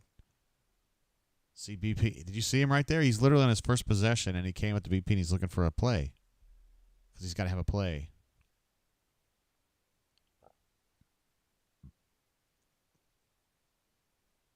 He's trying to get that ball to Simo, but there really wasn't an opportunity to get it done. Kind of had him double teamed there, and he just couldn't either get a shot, and he couldn't get the pass off, and he just barreled his way in. There's Ira Bowman there, bottom left, who was feted last night, and I think he was put into the Big Five Hall of Fame as a former player at Penn. So congratulations to Coach Ira. Let me get some hot, fresh stats. Beppo would like it no other way. Well, I'll go ahead and go with the full game instead of the half stats that I was doing earlier because we're getting close enough to the end here. Auburn's still at 1.43 points per possession, which is over par, so to speak. Beyond expectations on that. Anything over 1.3-ish, you're doing well. Jay, what are you doing, bro? There we go. There's your full stats for the game. Auburn 31 of 65 from the floor. They're 16 of 55. Holy shit. They're shooting 29%. Auburn's shooting 47%. That's a little bit of a disparity there. 21% from 3 for them. 45% from Auburn. That's a little bit of a disparity there. Now Auburn has an advantage in free throw shooting as well. 18 of 25, and they are 16 of 19. Rebounds, Auburn is plus 16. assist to turnover. Auburn 22-6, which is amazing. God dang. And 8 assists to 13 turnovers for them. Points in the paint, Auburn's plus 14, which I'm not surprised by. Points off turnovers, Auburn's plus 13. Second chance points, Auburn's plus 9. So Auburn's pretty much up everywhere. Plus 30 in bench scoring. And a 1.43 points per possession, which is terrific. So, yeah, this is just a very healthy statistical footprint here. Everything looks good. 30 defensive rebounds is really just eating, man. And Tahad's going to finish, oh, God, I thought he had more rebounds than that. 3 rebounds, which is good for a guy as short as he is, but still. Your leading scorers, Tahad and Miles, both with 15. Both of them with 4 3-pointers. Missouri and Kansas going at it. 2 teams that really don't like each other very much. I didn't know as much about that rivalry until Gabe was telling me about how much they hate Kansas. I mean, you think of Missouri and Kansas, who gives a shit? By the way, rest in peace to the famed sports writer Bob Holt, who passed away this week. Arkansas writer. He was covering the Arkansas at Missouri game last week and had a cardiac event on his way back from the press conference and never regained consciousness. Was in the hospital there at University of Missouri. And the irony, at least for me, is that he is a graduate of University of Missouri and apparently a pretty, vocal supporter of that university. Not like athletically, but just as a place. He was very proud to have gone there and been there. And then unfortunately passed away there. He's 65 years old, and I don't know if you guys remember him. Sports writers, we all know him, but incredibly nice person, very inquisitive, but in a friendly way. Asked a lot of probing questions of coaches, but did not ever do it he never put them on the defensive with the way he questioned them. And you'd always hear him say, hey, Bob Holt from the Arkansas Democrat Gazette, Coach. And he was just great. So anyway, he's going to be very missed in the sports writer community, and I think Arkansas fans are going to miss him a lot too. And he's one of the real titans in the league, one of the best to do it. Frank was fired up to see Cardwell hit a free throw. That was big. As you know, he kind of up and down on the free throws. Turtle is in the game. Challenged that shot right there and got a defensive rebound. Number 8. Blake Michalek now driving and getting a bucket. And the crowd goes wild. So Blake's the only walk-on in there, right? No, I take that back. CJ's in there, it looks like.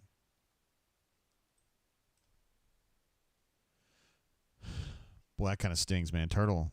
They put Turtle in there to debut this game with the walk-ons. That's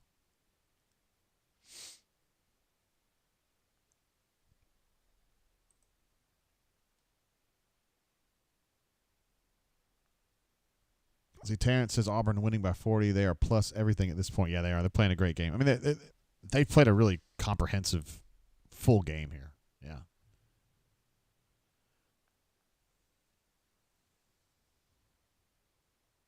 Okay, CJ's not in there. It's JP. And,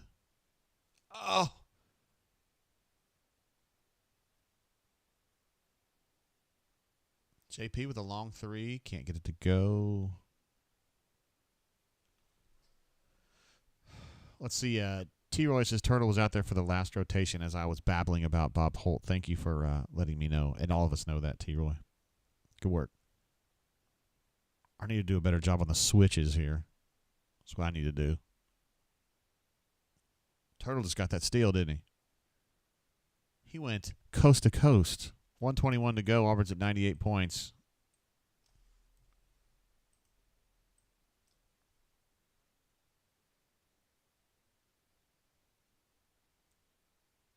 Everybody's excited to see if Auburn can get to 100.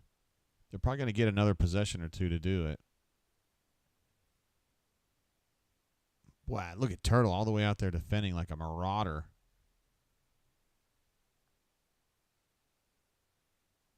They've got 2 seconds on the shot clock here.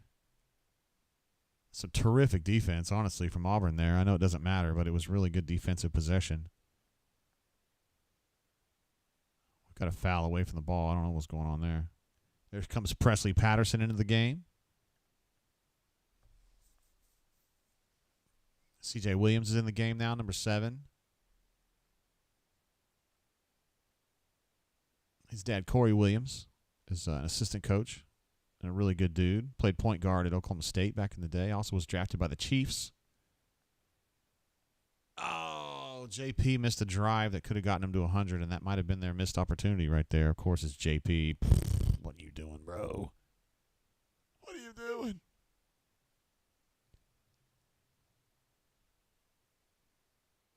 No, fortunately, the Richmond Spiders took an early shot, and now BP's going to tell them to hold it. That's the way it goes, man. JP had to finish that drive. All right, so that's going to go down as a 98-54 dub for the Auburn Tigers.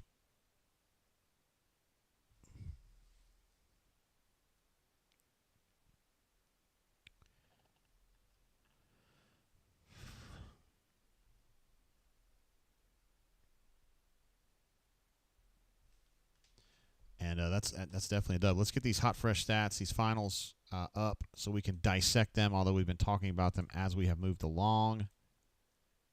A really strong performance from the Auburn Tigers in a general sense. Richmond obviously not super good at all, and the change from Duke to Richmond, obviously a significant drop there.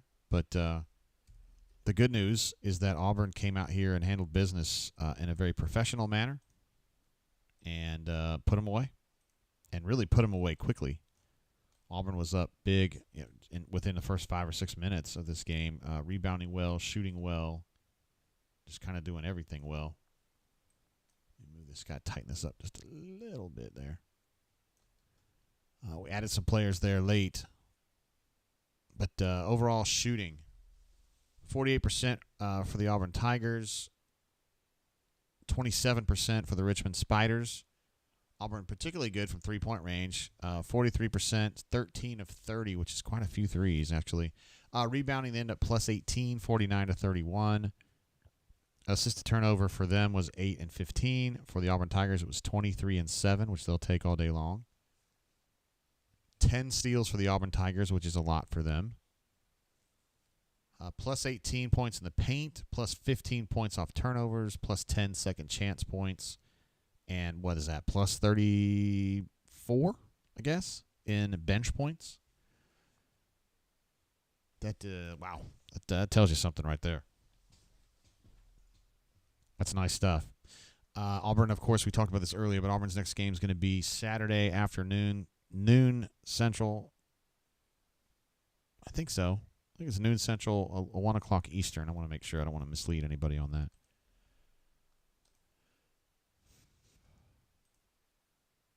Got kicked off again.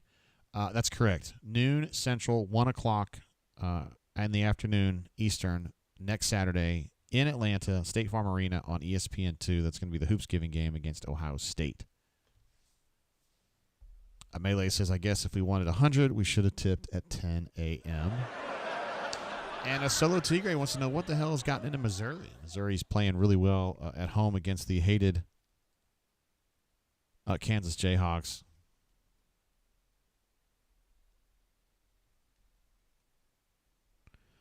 And Henri is on his way down to the press conference, but there's usually like a period of time between now and the press conference where he can talk to us without feeling like he's going to miss it. And so we're going to try to catch Henri there.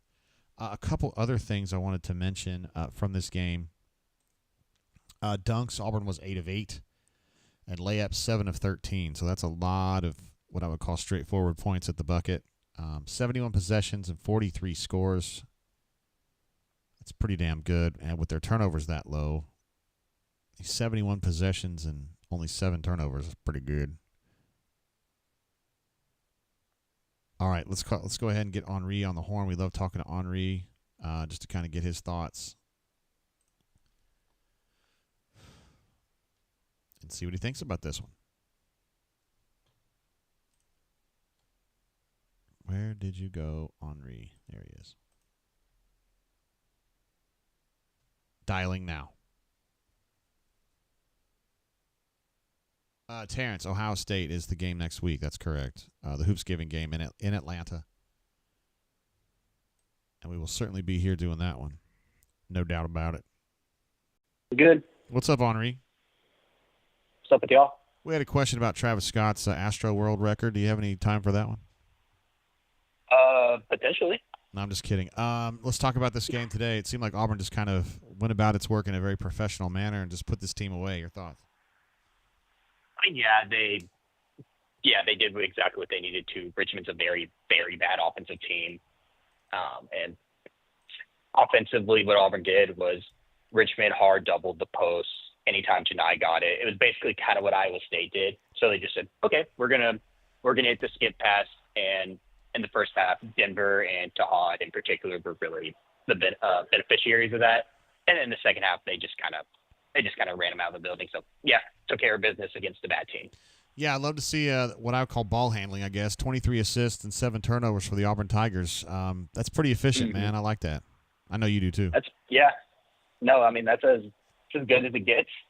And, I mean, the assist-to-turnover ratio for both teams was, like you said, Auburn was 23-7. This was another game for Auburn's defense holding a team to a negative assist-to-turnover ratio. So, and, again, it was a lot of good, for the most part, a lot of good ball movement. Obviously, like, as it got later, they were just kind of just out there doing stuff. But when they were locked in, it was very, very good. Thoughts on, Ja'Kai played early in the game, played late in the game, got a lot of minutes, 21 minutes for Ja'Kai. What did you think about his performance? I thought he was great. There's still some things defensively that he does that it's like, oh, you are definitely a freshman, or whether it's like kind of falling asleep on the back door or gambling for stuff. But offensively, especially as a cutter, I thought he was great.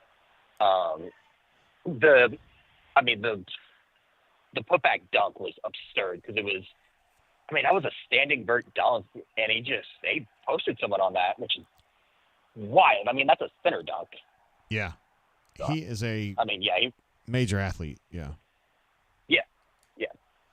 JP didn't play until pretty much garbage time. Did that surprise you at all? No, not really. He was bad, especially defensively against Duke.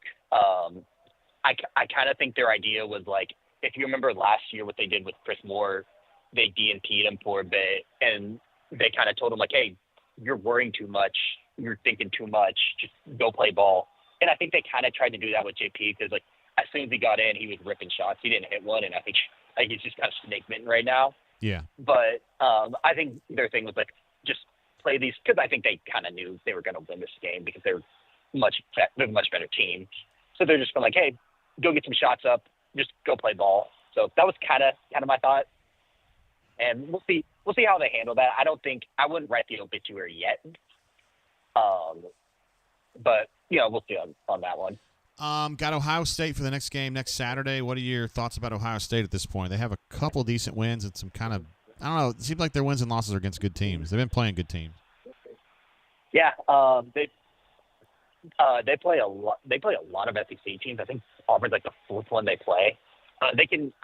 Their first game against Texas, they shot the lights off the ball. Juno Mobley can really shoot. So, they can shoot, but they are pretty consistent. They'll have games against like that against Texas, and then they had a really bad loss. I don't remember who it was to now, but they had a really ugly loss. So, Pittsburgh, I think Auburn's honestly, I think Auburn should be able to take care of business against them. Honestly, right. Good team, but Word. We got a long way to go. Got a whole week before we have more basketball, which really sucks. Yeah, good Lord. Yeah, they got 6 days off. All right, Henri, I appreciate you, bro. You got to get that press conference work on. So appreciate you hanging out. Yep. See you, brother. Yeah. Bye. There he goes, Henri, young Henri, coming to you live from Neville Arena, where he just watched Auburn. Oh, boy. GW says Aiden O'Connell stepped on by the center, not surprised, and chunks the ball in the air and gets pass interference. Hey, man, that's pretty much our passing paradigm at this point. Just being honest about it. Henri brought up some interesting points. Saying Ohio State, when I looked a little more carefully, a little closely, yeah, they have played a lot of SEC teams. They've already played Texas A&M. Well, that's just 2, I guess. But, Maryland's a good level team. Rutgers is a good level team. Pitt's a good level team, so they haven't been feasting on a bunch of gooby-ass teams. But to be fair, their only good win is Texas. I mean, Rutgers, they beat Rutgers the other day, yesterday. But, I mean, I don't know. Rutgers kind of, I feel like they're more talented than they are good, if that makes sense. So you would expect Ken Palm's got Auburn winning that one by 8. So, no, I take it back. Yeah, Auburn's got that one winning by 8. Excuse me. So that's nice. Ken Palm is not yet updated from the Auburn-Richmond game. Ken's probably at church, but that's fine. You know, whatever it takes. So anyway, comprehensive win for the Auburn Tigers today. And I don't really know what else to say about that. Ja'Kai, for me, was probably the best storyline of the game. Just the fact that he played early, played well. Miles and Tahad were the leading scorers. I thought they both shot the ball extremely well from 3. Janai was just so-so in my mind, but it doesn't really matter. I mean, he is what he is. We know what he can do. He played 30-something minutes against Duke, and they kept him to 23 today, which is probably part of the plan. I thought Dylan played with his usual joie de vivre, but had a slightly better day statistically than normal. 7 points on 3 of 8 shooting, 5 boards, 2 blocks, so that was fine. And Frank says he wants to know, where did we fall in Ken Palm after the loss? Auburn fell up to number 1. Honestly, Auburn entered the game at number 1 in the Ken Palm, and they still are listed at number 1, but they haven't updated the latest. But I would imagine Auburn's going to hang there. It's just Auburn, Tennessee, Duke, Gonzaga, Houston right now in the top 5, which is weird because Houston's 5-3. CJ notes that 4 SEC teams is correct in the sense that they're going to play Auburn and then Kentucky after that. So, yeah. Now I see where Henry was coming from, and it makes more sense. Thank you for that, CJ. Siege. I think that's probably about it from the basketball tip, guys. I mean, very straightforward win, and we're going to have to wait 6 long days before we see the Auburn Tigers compete again on the basketball court. Football-wise, the portal's going to open officially tomorrow, and we will be trying to bring you the latest information, credible information about what's going on from Auburn's perspective in the portal. They're going to be more secretive probably than normal this cycle, or at least more secretive this cycle than last cycle. So I don't know how much credible information we'll be able to give you about specifically what's going on in the portal, but we will absolutely be endeavoring daily, hourly, minutely, is that a word, to get you the best information on the bunker about what is going on. They're definitely going after quarterbacks. Another massive number 1 top priority choice for them is a nose tackle. That is what DJ has told Hugh. My number 1 concern right now is nose. Got to have a nose. And so I think that's going to be, I think quarterback and nose will be the first 2 positions that they really go after. I think they're also going to be looking at linebacker. And no particular order here, I think they'll be looking for tackles, offensive tackles as well. We all know that they need that big time. So we'll probably wrap it up there, guys. I will see you guys again on Saturday. However, I'm probably going to be perking up the channel a little bit in the coming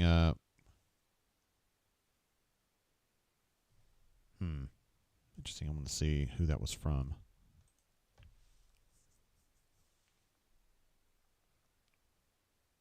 Okay, I better not. I'm not going to mention that one here.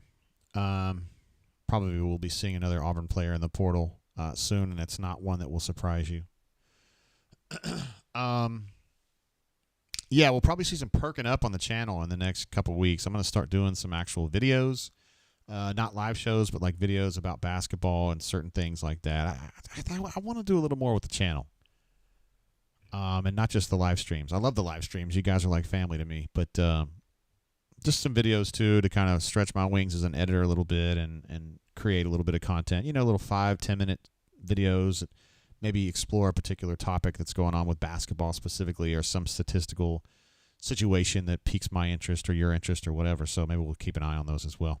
Anyway, guys, appreciate y'all being with me on a Sunday morning, and now it's afternoon. I hope you guys have a great Sunday. Have a great week. Go out there and kick next week's ass. Whatever challenges are in front of you, face them with appropriate vigor and positivity, because remember, you can control your situation with your attitude. How about that? CJ says, I can help you do some film room type basketball videos. I am not going to be doing film room type basketball videos because I don't know enough about the strategy behind basketball. Truthfully, I know basketball, but not enough to be doing, look at this rotation here and all that kind of stuff. I'd rather just do statistical stuff, and, I'm just a dumbass anyway. So, anyway, Brandon J., appreciate you. CJ, badass. Frank, GW, Stoop Up, feel like a stranger. You guys been amazing today. Thanks for being here. Love y'all. See you on Saturday, if not before. Keep your feet on the ground. Keep reaching for the stars. See ya.